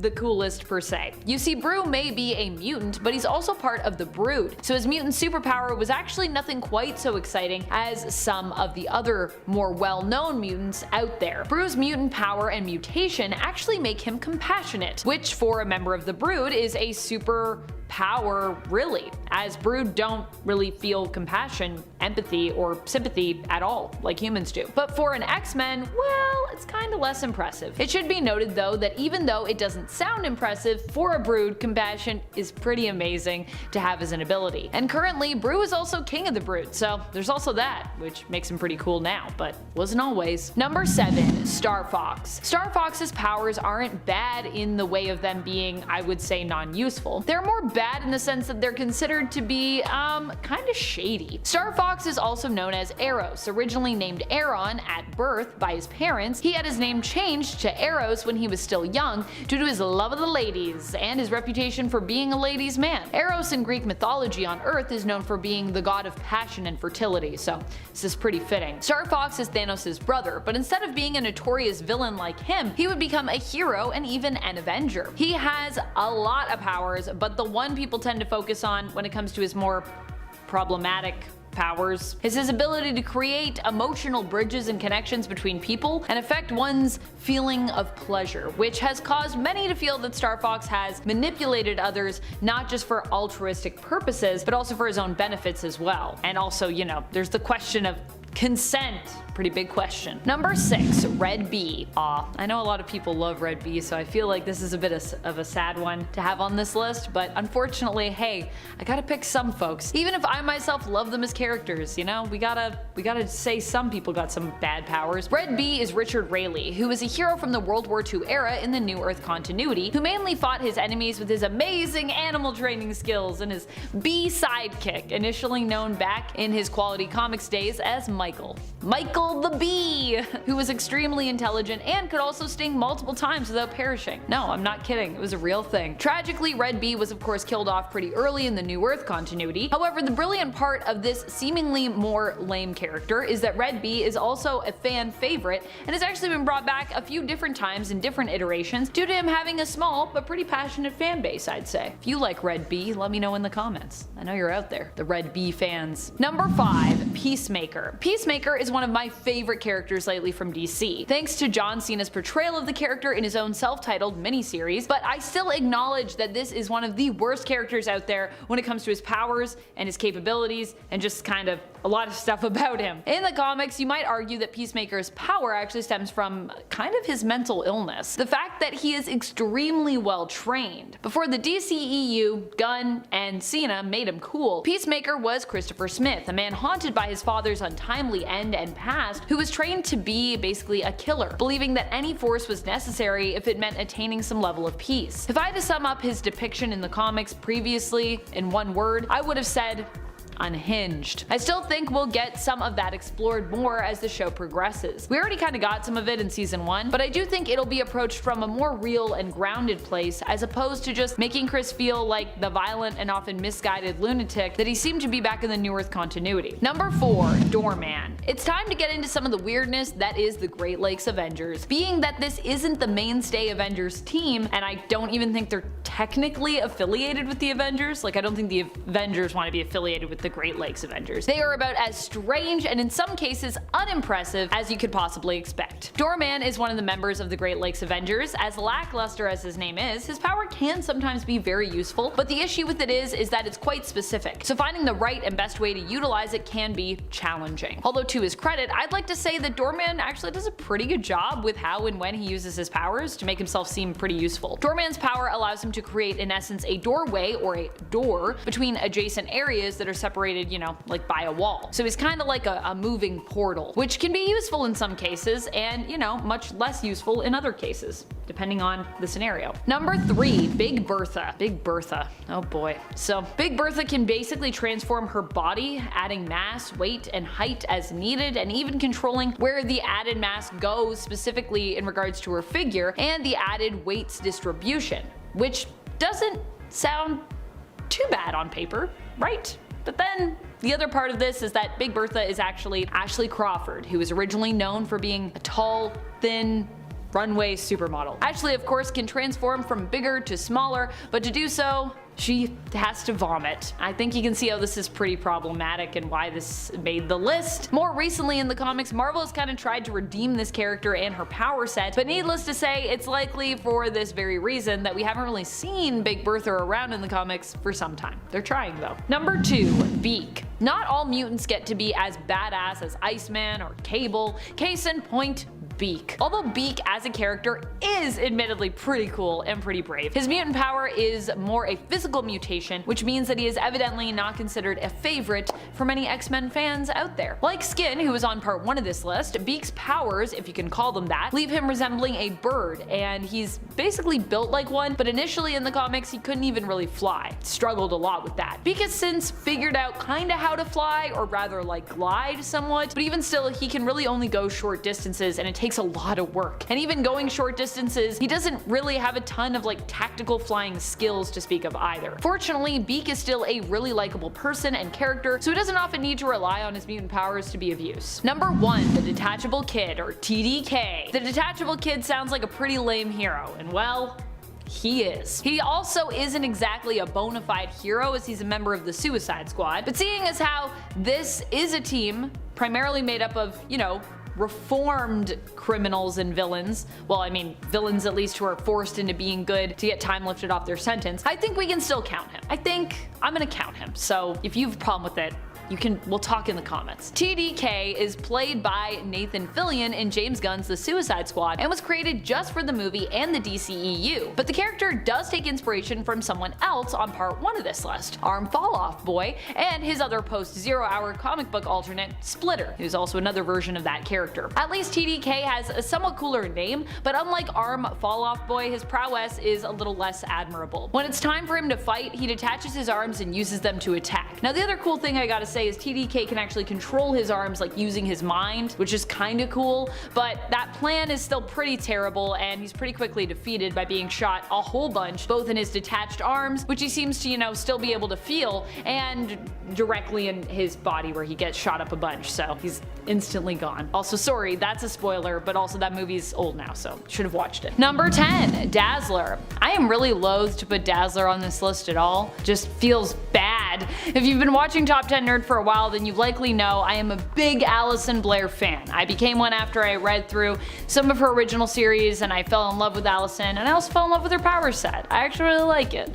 However, as I've said before, having some of the worst powers doesn't mean that you're a bad character. It doesn't even mean that your powers are really all that bad. After all, it's kinda just in how you use them. But Allison, as Daz, typically prefers to use her powers to add light effects to her shows as a performer. She's been a superhero before, yes, and we've seen her do some pretty crazy things with her powers, yes, but it's not the life that she likes to live. She would actually rather downplay her abilities somewhat in terms of heroics, and then just use them to make pretty light shows in addition to her masterful singing abilities for people to enjoy, which, you know, makes them, I guess, the worst in terms of like superhero stuff. At number 9 we have Matter Eater Lad. This guy has a pretty rough set of powers which allow him to metabolize just about anything he swallows. That's right, the enzymes in his stomach are so strong that he can break down and digest anything no matter how large, even if they're radioactive and or otherwise damaging. Now, although he is a pretty silly superhero, Matter Eater Lad isn't at the number 1 spot because I can in some sense see how this power might be of use in the right situation. For example, let's say you have to get rid of a bomb that's about to explode. The chances are that this guy will be able to eat that problem away. Or if you need to get rid of a parasite that's threatening to take over the world, he could simply gobble it up so it can't repopulate. So yes, on paper, a hero with superpowered stomach enzymes sounds like a total joke, but I would only say he's mostly a joke. Number 8. Bouncing Boy. Bouncing Boy is a member of the Legion of Superheroes. While other names have been suggested for Charles Tane, Bouncing Boy is the one that is stuck. And when I explain his powers, you're gonna see why we went with Bouncing Boy here. Charles apparently gained his powers after drinking an experimental super plastic formula. I feel like that would kill you, really. As a result, he became extremely, well, bouncy. He can inflate into a perfectly round ball and initially would use himself as a sort of like wrecking ball, if you will, honing and mastering his ability to direct himself as he bounced around. Later on, he would also become somewhat kind of like elastic in regards to his physiology, making him more bouncy. Initially, he was someone who tried out for the Legion of Superheroes multiple times and was rejected due to his powers being even too ridiculous for the team to consider. But the Prime Earth / Rebirth version of the character has successfully become a member of that team, so yay. At number 7 is Skin. This guy just creeps me out. I've covered him before. Mainly because of how gross his powers are, as well as his name, but also because of how depressing and off-putting he looks in every panel that he appears in. Angelo Espinosa, aka Skin, has access to about 6 feet of extra skin that he can use to stretch around his enemies or use as a rope to swing around with. He's basically like Reed Richards, except his bones and muscles don't stretch along with his skin, and also Mr. Fantastic's limit doesn't stop at 6 feet. Skin is just a very unfortunate hero who might wish that he'd never gotten superpowers to begin with. Number 6. Peeper. Peeper is one of my favorite mutants, but sadly that does not save him like others before him, who I also love, from making this list. Sorry, Peeper. After all, this is part 3 and I already had some heroes that I loved in part 2, so what can I say? I guess I tend to love heroes whose powers actually seem less than super, so these are great lists for me. It's part of what I love about those characters, to be honest. Peeper is a mutant who honestly, all the other mutant all-stars that he's interacted with recently have been super sweet too, and I love that. I'm here for that. Peeper's powers have to do with his physical mutation, which is that he has enlarged eyes.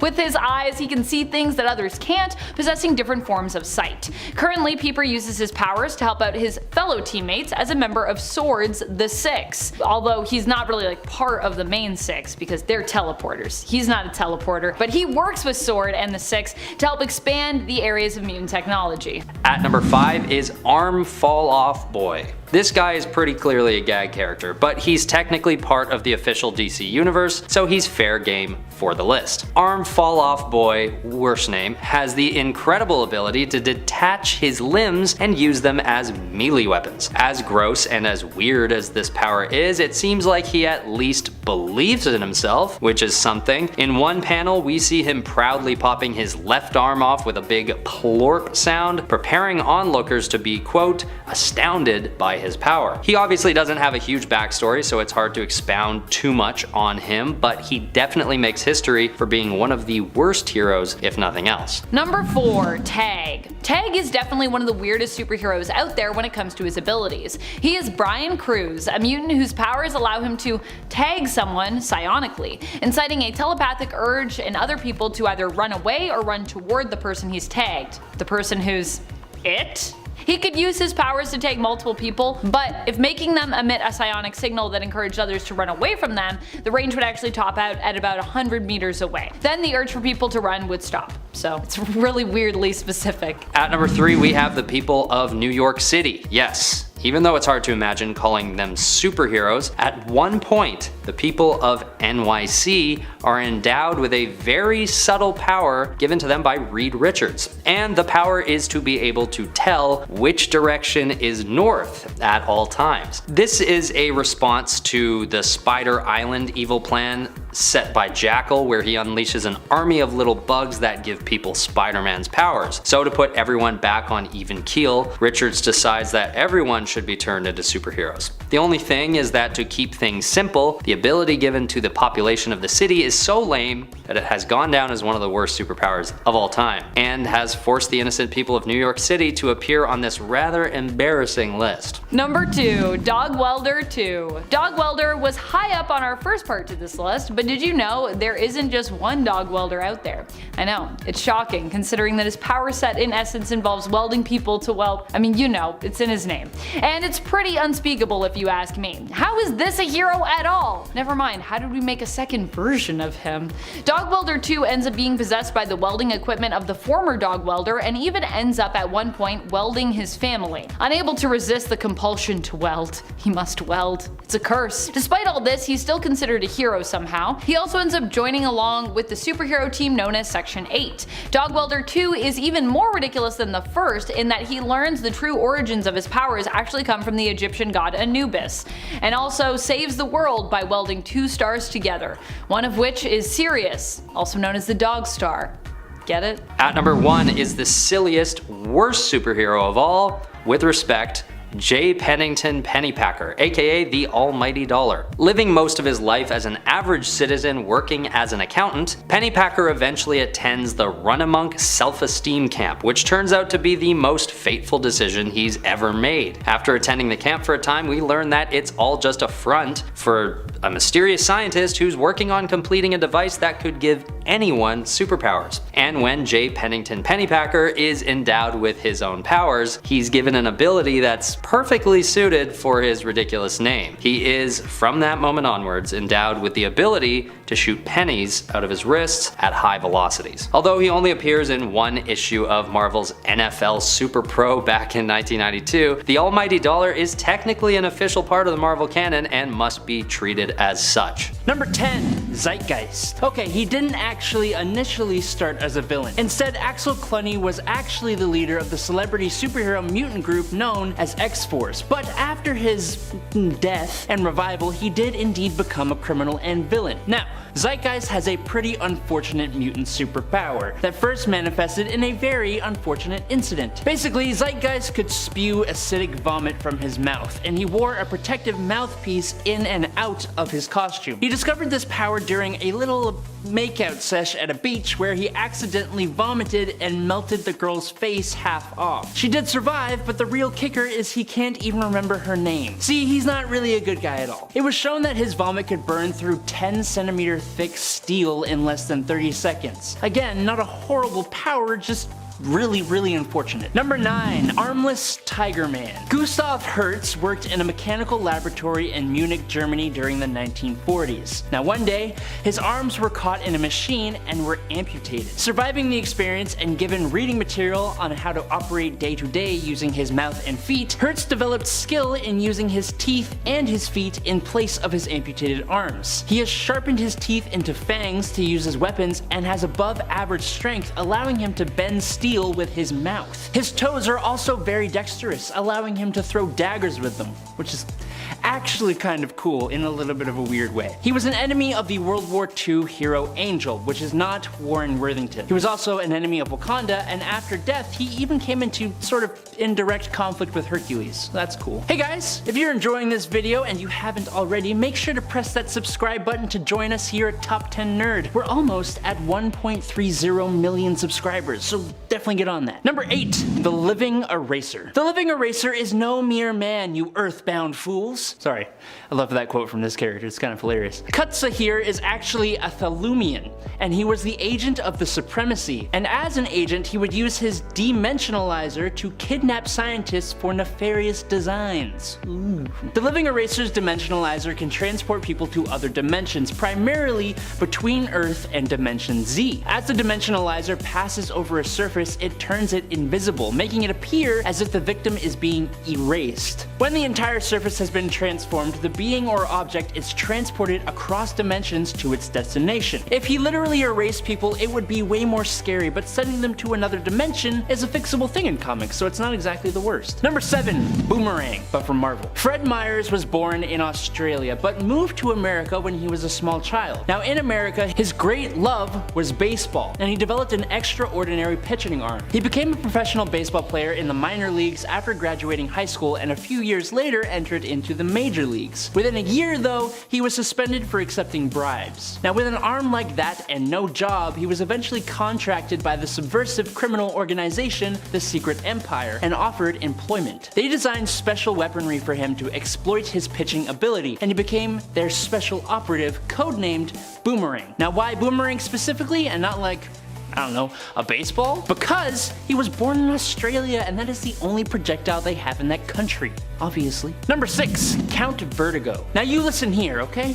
Count Werner Vertigo is of royal blood. He is an heir to the throne of Latava, truly the most prestigious of titles, okay? But don't you think for one second that means he has cool superpowers, because he doesn't. Count Vertigo has a hereditary inner ear defect that affected his balance. That's not a superpower. Vertigo had a small electronic device implanted in his right temple though that compensated this problem. Tinkering with that device, Vertigo learned he was able to affect other people's balance as well, distorting their perceptions so that they literally could not tell up from down, which is an effect known as vertigo, and he used this skill to fight Green Arrow. He'd also use it to join up with the Suicide Squad and checkmate, using his powers to make people dizzy to his advantage. Very nice. Number 5, Codpiece. Personally, I would have loved to be a fly on the wall when the character of Codpiece was conceived. Codpiece is honestly just a guy with a massive inferiority complex. That's what it says on his wiki though. I didn't make that up. Okay? Look, in high school, a girl told him he wasn't tall enough, but he thought she meant something else, and so instead of getting like a broken muffler or giant wheels on a giant truck, Codpiece created a suit that had a Codpiece multi-weapon built into the crotch area. The Codpiece had a wide variety of functions, including a cannon, missiles, a sonic attack, 2 retractable boxing gloves, and a variety of tools such as drills and scissors. If there is one way to compensate, it is by becoming a multi-tool. Look,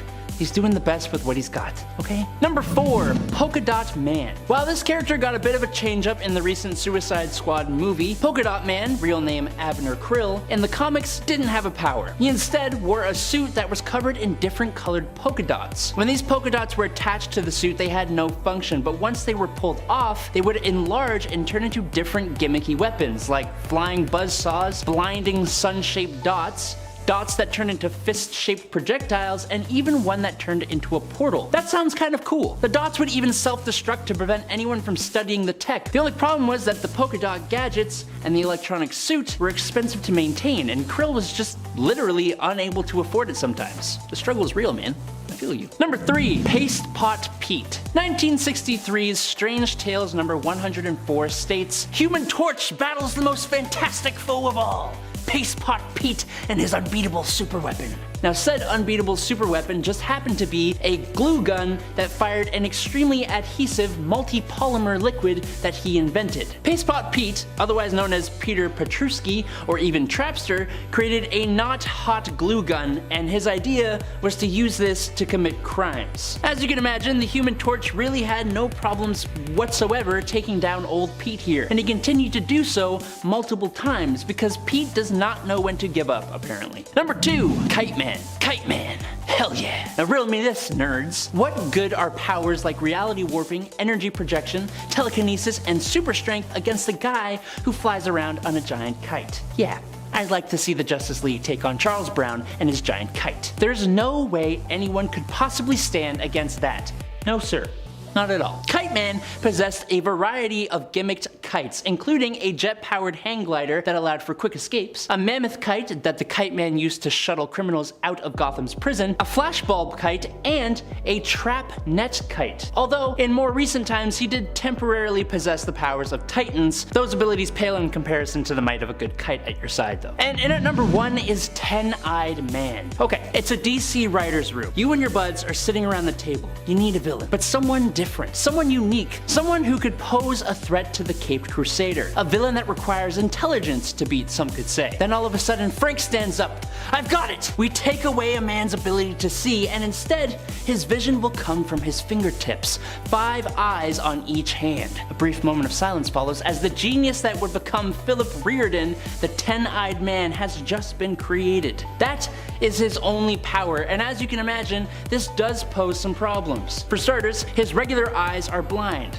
Also, he is often easily defeated simply by injuring his very sensitive eye fingers, which can be done by tricking him into catching or touching something, or even theoretically giving him a high five. But let's not forget, it has been shown he can only be kept in a jail cell by keeping his hands locked in a special non-see-through box, because with eyes on his fingers, quote, escape would be child's play for him.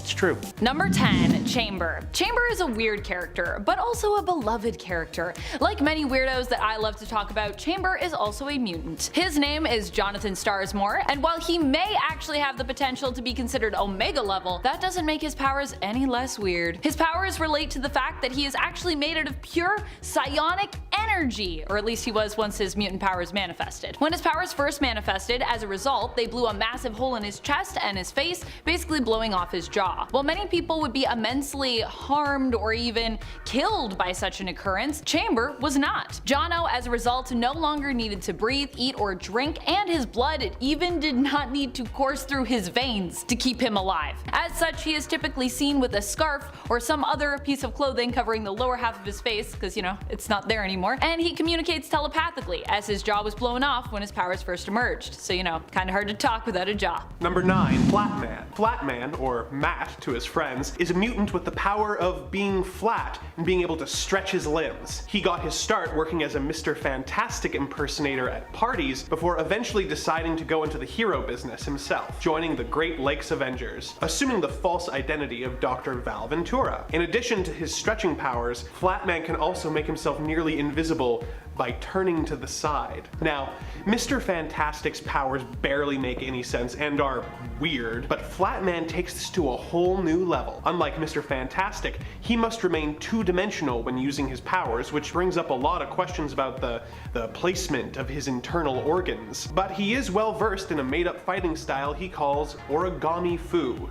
So, make of that what you will. Number 8, Beak. Beak is interesting in the sense that he has a physical mutation as a mutant, but one that is seemingly kinda useless. His mutation granted him wings and a beak, a bird-like appearance overall, but really these things are only an appearance alone. Beak does eventually manage to fly in the comics, but only after a long time trying to figure it out. And even then, he struggles really hard to do so, and can only fly for short distances at best. So he's no angel, if you know what I mean. Beak's real strength lies in his ability to be so likable. He makes friends easily and is usually more useful in that regard. What's even stranger though is you would think this might be challenging for someone like Beak, who, you know, looks pretty abnormal. However, this seems to have the opposite effect from what you'd expect, and instead of alienating people, Beak finds it all too easy to draw people near, relate to them, and make fast friends. But hey, he's a pretty nice guy, so I suppose when you really think about it, kinda does make sense. Number 7, Forget-Me-Not. Not to be confused with the other Marvel character with the same superhero name who controls pheromones to make men fall in love with her, Poison Ivy style. Zabby has what could allegedly be called the power to be immediately forgotten by anyone he meets as soon as he leaves their field of vision. He was a member of the X-Men, although none of his teammates were aware of this most of the time. In fact, Professor X had to set up a psychic reminder to remind him once every hour that Forget-Me-Not existed. He had his uses and was especially good at reconnaissance missions, but once Xavier died, he became depressed and left the team. They didn't notice, despite the fact that he gave the eulogy. In the years since, he has taken up work on the mutant island nation of Krakoa as a detective, partnered with the Juggernaut. They make a good team considering that Juggernaut never remembers that he has a partner. Number 6. Zeitgeist. Zeitgeist is known for his weird power which, when it first manifested, actually scarred the face of a young woman he happened to be making out with at the time. His power is that he has acidic vomit, which I'm not really sure how you could best utilize that, and it would definitely make for quite the hazard if you had the flu and you're feeling really nauseous. He wears a protective mouthpiece to help prevent any other dangerous cases from happening. Zeitgeist's acid vomit is powerful enough that it can actually burn through solid steel, but other than that, he is just somewhat more durable than your normal mortal human, which I guess makes sense. If you're someone who can vomit acid, you have to be fairly durable to even be able to do that and live. Axel Clooney is a mutant and used to be the leader of the X-Force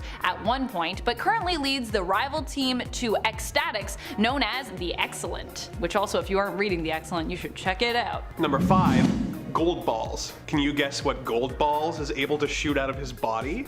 If you guessed gold balls, congratulations! Fabio Medina discovered this really odd mutant power while falling victim to a robbery in San Diego. Armed with his gold balls and his signature catchphrase, "Gold balls," Fabio took the world by storm as the newest member of the X-Men. Now, his powers don't make sense when you think about them too hard. Where are these balls coming from? How are they being formed so quickly? The kind of weird stuff that applies to a lot of superheroes. But what sends Fabio into the realm of the bizarre is the fact that it was eventually discovered that the gold balls were actually infertile eggs that he was producing and shooting at people. In light of this news, Fabio retired the name Gold Balls and started calling himself Egg. Number 4. Stone Boy. I think it says it all when you belong to a team with the words substitute heroes in the title. Dag Wentham is known as Stone Boy, and he belongs to the team known as the Legion of Substitute Heroes. He is an alien from the planet Zwen who can transform into a stone form, becoming super strong and super durable,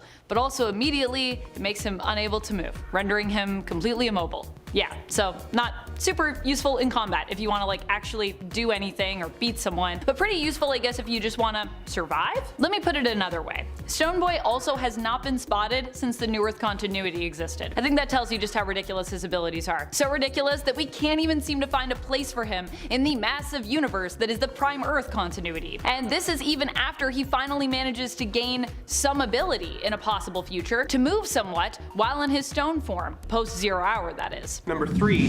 3D Man. When the Skrulls abducted test pilot Chuck Chandler, the human proved more wily to deal with than they anticipated. He tried to escape on his rocket plane, but accidentally caused an explosion that destroyed both the Skrull ship and Chuck. Bizarrely, Chuck's brother Hal witnessed the explosion, which caused Chuck to become a two-dimensional being living in Hal's glasses, imprinting an image of Chuck in each lens. If you think that doesn't make much sense, just you wait. When Hal wears the glasses and concentrates really hard, he can merge the two images of his brother, causing Chuck to emerge as the 3D Man. When freed from the glasses, 3D Man has 3 times his normal physical abilities because, 3D. As an extra bonus, Hal falls into a coma every time 3D Man comes out of his glasses, only waking back up when his brother returns to the glasses. This is a confusing and convoluted gimmick that doesn't really seem worth it if all it does is free a hero who's not particularly useful. Also, the name 3D Man must be confusing for characters who don't know every detail about his life. I mean, most things are in 3D, right? Number 2. Arm Fall Off Boy. Arm Fall Off Boy has to be one of the weirdest ones out there. Unlike another odd hero, Bouncing Boy, who eventually in the Prime Earth continuity achieved his dream, Arm Fall Off Boy has never made the cut for the Legion of Superheroes. And that's saying something, considering that the Legion of Superheroes themselves are kind of a weird superhero team by all definitions. Arm Fall Off Boy has the power to detach his limbs, which he typically then attempts to use to beat his enemies with. I mean, it's pretty cool that he can remove his limbs and survive, but it's less cool that really all he does from there is use his arm or his leg as a weapon. Especially as this means he now has less limbs to move himself with in combat, so that's really pretty silly. And so is the onomatopoeia that is often used to describe the sound of his power. Plorp. What a great onomatopoeia. Number 1.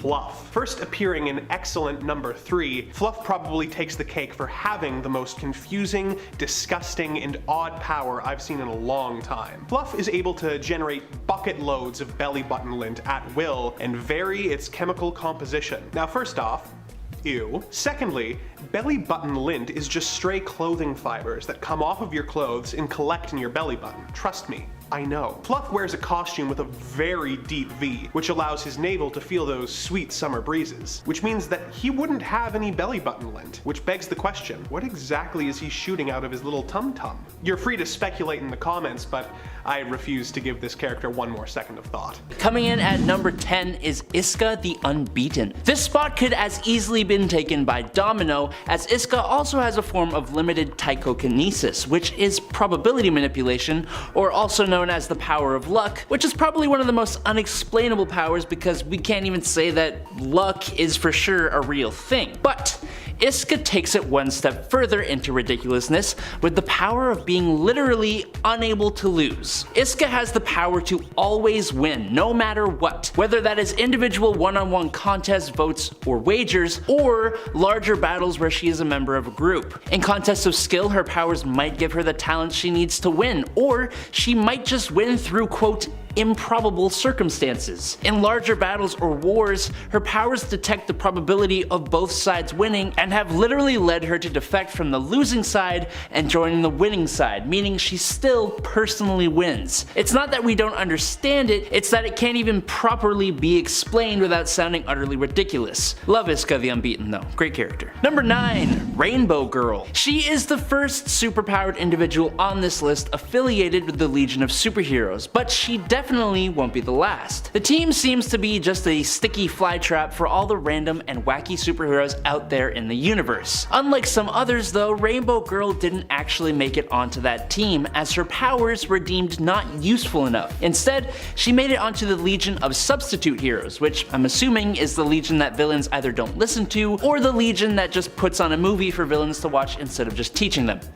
Fighting them. Anyways, why is Rainbow Girl useless? Well, she can harness the emotional spectrum. Red for rage, orange for green, yellow for fear, green for will, blue for hope, indigo for compassion, and violet for love. But unlike the Lanterns, she has no ring to use the power through, and she cycles through the colors impulsively, meaning it leads to terrible mood swings. Number 8, Legion. David Haller was living in Paris with his mother when her home was invaded by a assassination team. They took out David's stepfather before his eyes, which kicked off his latent psionic powers, which he used to incinerate the brains out of the assassins. However, as he did so, he made telepathic contact with each of his victims, thus experiencing their thoughts and emotions as they died, which, as you can imagine, deeply affected David, forcing him into a catatonic state. The consciousness of the leader of the assassins, Jamail Karami, was absorbed and merged into David's mind. The terrible trauma that David had suffered had splintered David's personality into multiple alters, with each of these alters controlling a different psionic power. Because of this, Legion is an Omega level mutant able to create spontaneous mutations of different kinds that are accompanied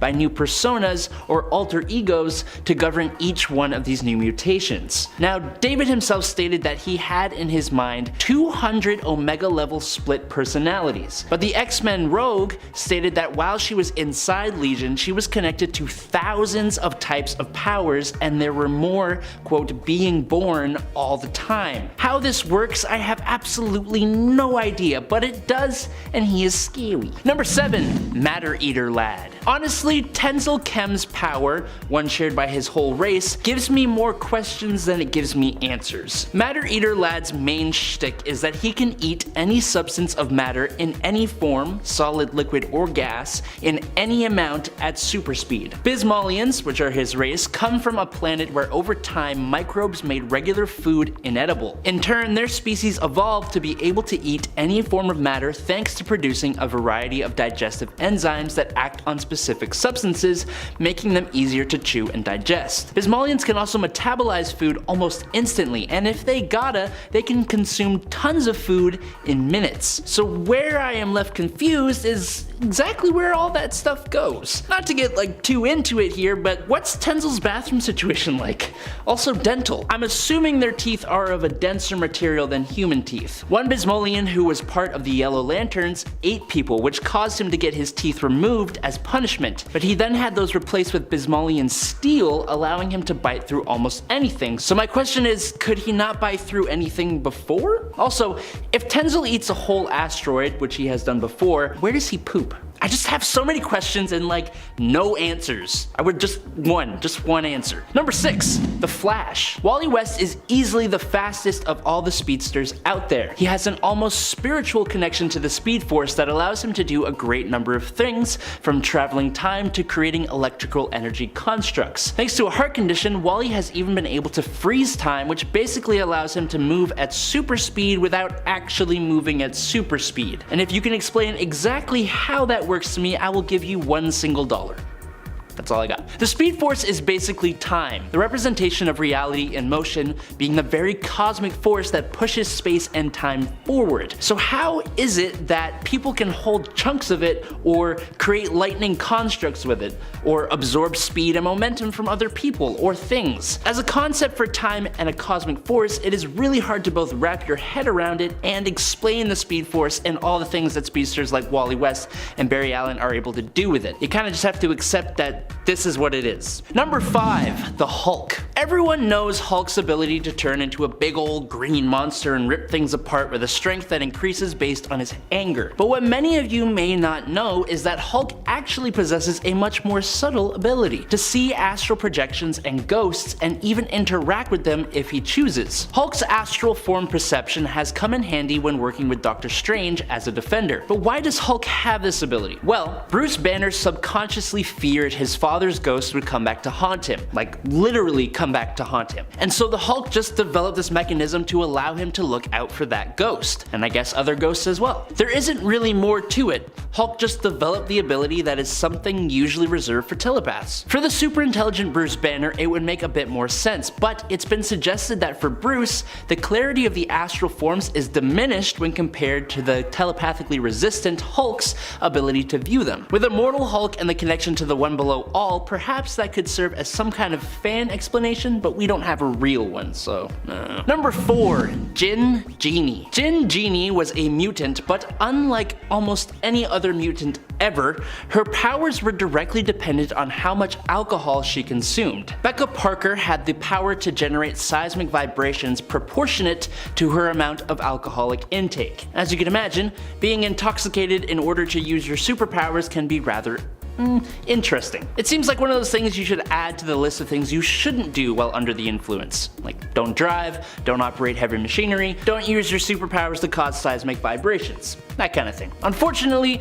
we do not get to see her use her powers that much, or get an explanation for why alcohol fuels said powers, because Jin Genie is de-lifed in the same comic that she was introduced in. X-Force number 116 in July 2001. Number 3, Superman. Back in the day, while Superman was a fairly new being, he would kind of have whatever superpower he wanted / needed at the time, until eventually his set table of powers was established. But there is one new power that appeared in 1958, Superman number 125, where Superman learned to fire a tiny version of himself out of his hands. After discovering a tiny spaceship that blows up in his face, Superman loses all of his abilities minus, interestingly, his invulnerability. Luckily, he gained the ability to literally fire a doll-sized version of himself out of his hand that had all of his powers and would go and beat up criminals or melt icebergs. What's hilarious is that Superman even got jealous of the little mini him. When a guided missile was on its way to the Eiffel Tower, he sent out his little buddy and an onlooker shouted, "How cute!" To which he said, "Cute? What nonsense!" Fortunately for Superman, his mini-me was destroyed by a kryptonite meteorite and Superman's powers were restored to him. Number 2, Color Kid. Ulu Vac from the planet Lupra is the hero known as Color Kid, and his name does indeed suit his abilities. Vac was struck by a multicolored beam of light from another dimension that granted him the incredible power to alter the color of objects and people, and that is literally all he can do. It's stated that this power is probably likely caused by him changing the spectrum of light around the person or thing, but there are no real explanations given. It also does absolutely nothing for him or anyone else. Color Kid decided to use this power to go and audition to be a member of the Legion of Superheroes, and what do you know, he was rejected from the team and his powers were deemed useless. While it may be true, it feels a little bit mean, but at least he got in with the Legion of Substitute Heroes, so there's that. And in at number 1 is El Guapo. Robbie Rodriguez, who goes by El Guapo, is a mutant from the Marvel Universe. But that kind of opens up a whole bunch of questions because Robbie doesn't seem to have any powers of his own, unless you consider his symbiotic relationship with his flying skateboard a superpower. His wiki page refers to this as a idiosyncratic manipulation, suggesting that Robbie actually has total control over his skateboard. But the problem with that statement is that his skateboard also acted with a mind of its own, like when it beat him up for cheating on his girlfriend. Now, an argument could be made that perhaps it's his own subconsciousness beating himself up for doing the wrong thing, but that's just a me theory, and Marvel did not state this to be true or even explain his ability at all, really. It's not telekinesis, and the board seems to have a mind of its own. I don't know, you tell me what you think. Number 10, Lactuca the Knower. Lactuca is a strange new character who I kinda love. Their powers are very interesting and unique. Lactuca in essence knows the location of everything and anything. Being considered as an Omega level mutant, as so many are in Araco who sit on the Great Ring, Lactuca resembles a night sky, looking like a sheet covered in stars with fabric that's made up from the cosmos. So cool! Lactuca's powers also might not seem so great in the sense that, you know, spatial awareness, while useful, isn't exactly considered powerful even when it's on a cosmic and universal scale, possibly even multiversal. Although the amount of times I've put down my phone and not known where it is, when it's even in my hand, I feel like having someone that you could just be like, yo, where's my phone? And they could be like, no, it's right there. That would be pretty useful. However, when combined with the powers of a teleporter, while still strange, Lactuca's powers could be seen as exceptionally great, because then you can just like teleport anywhere. It's crazy. Number 9, Cypher. Cypher has what some people believe to be a pretty horrible mutant ability, especially when it comes to combat. Personally, I would kill to be able to subconsciously translate any written or spoken language, human or alien. He can also subconsciously understand body language and intention, as well as decipher codes and computer languages. After he was resurrected, and also so Marvel could make him actually useful, everything he sees is interpreted into language, basically making him able to read life. Everything I just said is strange enough, but I can wrap my head around it to some degree, I guess. But don't you dare sit here and tell me that this man can speak binary code. In New Mutants Volume 3, number 14, a guy operating a mech comes upon Cypher during a battle, and Dougie Boy speaks to the mech saying, "Hello, you don't have to do this. You know, I can set you free, show you how to think for yourself." The dude operating the mech understands him, since he's speaking English, but for some reason, the mech, which isn't artificial intelligence, also understands him, boots the operator out, and begins talking in zeros and ones. What? Number 8, Manifold. If you thought Lactuca was an interesting character, wait till you hear about Manifold. Although with Lactuca being newer, you may already know of Manifold, because Manifold's been around for a while. But do you know how exactly his powers work? That is what is so cool, but can also be kind of confusing. Manifold is seen as a massively powerful teleporter, but the interesting thing is he actually isn't. I mean, he is really powerful, but he's not technically a teleporter. Instead, Eden Fessie's mutant powers are based in communication, specifically communication with space. He is considered a universal shaper who can basically communicate with the universe over 616 and ask it to bend and fold for him, which is how he appears to teleport himself and others such great distances. But really, it's just talking. Number 7, Thumbelina. Christina Anderson has an ability that quite a few characters in comic books have. That would be the ability to shrink. Thumbelina can reduce herself down to about 1/4 of an inch tall. That ability is perfectly fine in my eyes. Like I said, lots of characters can do this. My problem with Thumbelina, and also some other shrinkers, is how the heck do they retain their full-size strength when they get smaller? Or in Thumbelina's case, how the hell does she get stronger when she shrinks? I'm sorry to try and bring physics into any debate about superheroes and their various powers, but it makes absolutely no sense in the laws of physics that someone who is is smaller can be more strong than they were when they were regular size. Ants, for example, if they were the size of a person, they would be insanely strong as they are able to carry 20 times their body weight. So that's like an average person being able to carry like a small SUV or something. But since ants are so damn small, that means they can carry like a leaf or something. Thumbelina should not be able to knock someone out when she is a quarter of an inch tall. I'm sorry, that's all I gotta say. Number 6, Iska the Unbeaten. Iska's powers are really cool, don't get me wrong, but how does it work exactly? I feel like we still have a lot of exploring to do with this character before we can really firmly answer that question. I've been reading Iska since she came into the comics and I'm still confused. Iska made her first appearance during the 2020 X-Men series, appearing in a tie-in issue to the X-Men crossover event 10 of Swords, which I still personally hold a great fondness for. As such, I also hold a fondness for this character, the sister-in-law to Apocalypse through his mutant wife Genesis. Iska is a mutant of the long-lost mutant island of Araco, and her powers allow her to always win, but sometimes they also force her to always win, like against her will, and then other times, betting against her even can affect the result of a contest, even if she herself isn't involved in that. How does that work? Her powers also do not just extend to physical fights, but all means of competition. So like, if you're, I don't know, doing a coin toss with Iska, she gotta win. Number 5, Tag. Okay, I actually kinda wish I had Brian Cruz's power. It just seems like the perfect chaos creating ability. Tag's ability, known as the Pariah effect, allows him to use a form of telepathy when he touches someone that causes the target to emit a psionic signal, which would make them a target for others to run away from or to run towards. Whichever way people would run, they would do it while being fully aware of what they're doing, but unable to control themselves. If they were being controlled to run away, they would continue to do so until they were about 100 feet away. But if the signal caused them to run towards whoever it is, then they would dogpile on top of the target. What's strange is that he could also control who was affected by the ability, like how? He only made one person it, so how does he decide who runs away and who doesn't? He could also make whoever was it run away from themselves. So in other words, they would just run uncontrollably and in random directions, which is actually kind of hilarious. He also would always say, "You're it," which is kind of misleading because that person can't tag someone else to make them it, which is kind of unfair as well. So. Number 4, Dupe. Ranking a little lower for me because he's not necessarily a mutant maybe, is Dupe. Dupe is a creature who often is lumped in with the mutants, but maybe isn't one? We don't really know what Dupe is, never mind his power set. Dupe is basically an unstoppable force and has been implied to be a mutant, an alien, a mutant alien, or something else entirely. As of right now, his origin is classified on his own wiki with him being an artificial being, which really doesn't help to clarify anything. If he is a mutant, and I'm not saying conclusively that he is or that he isn't, as I still feel like his origin in general can be really contested at this point, his powers really are hard to classify. It's kind of like he's an old school superhero in the sense that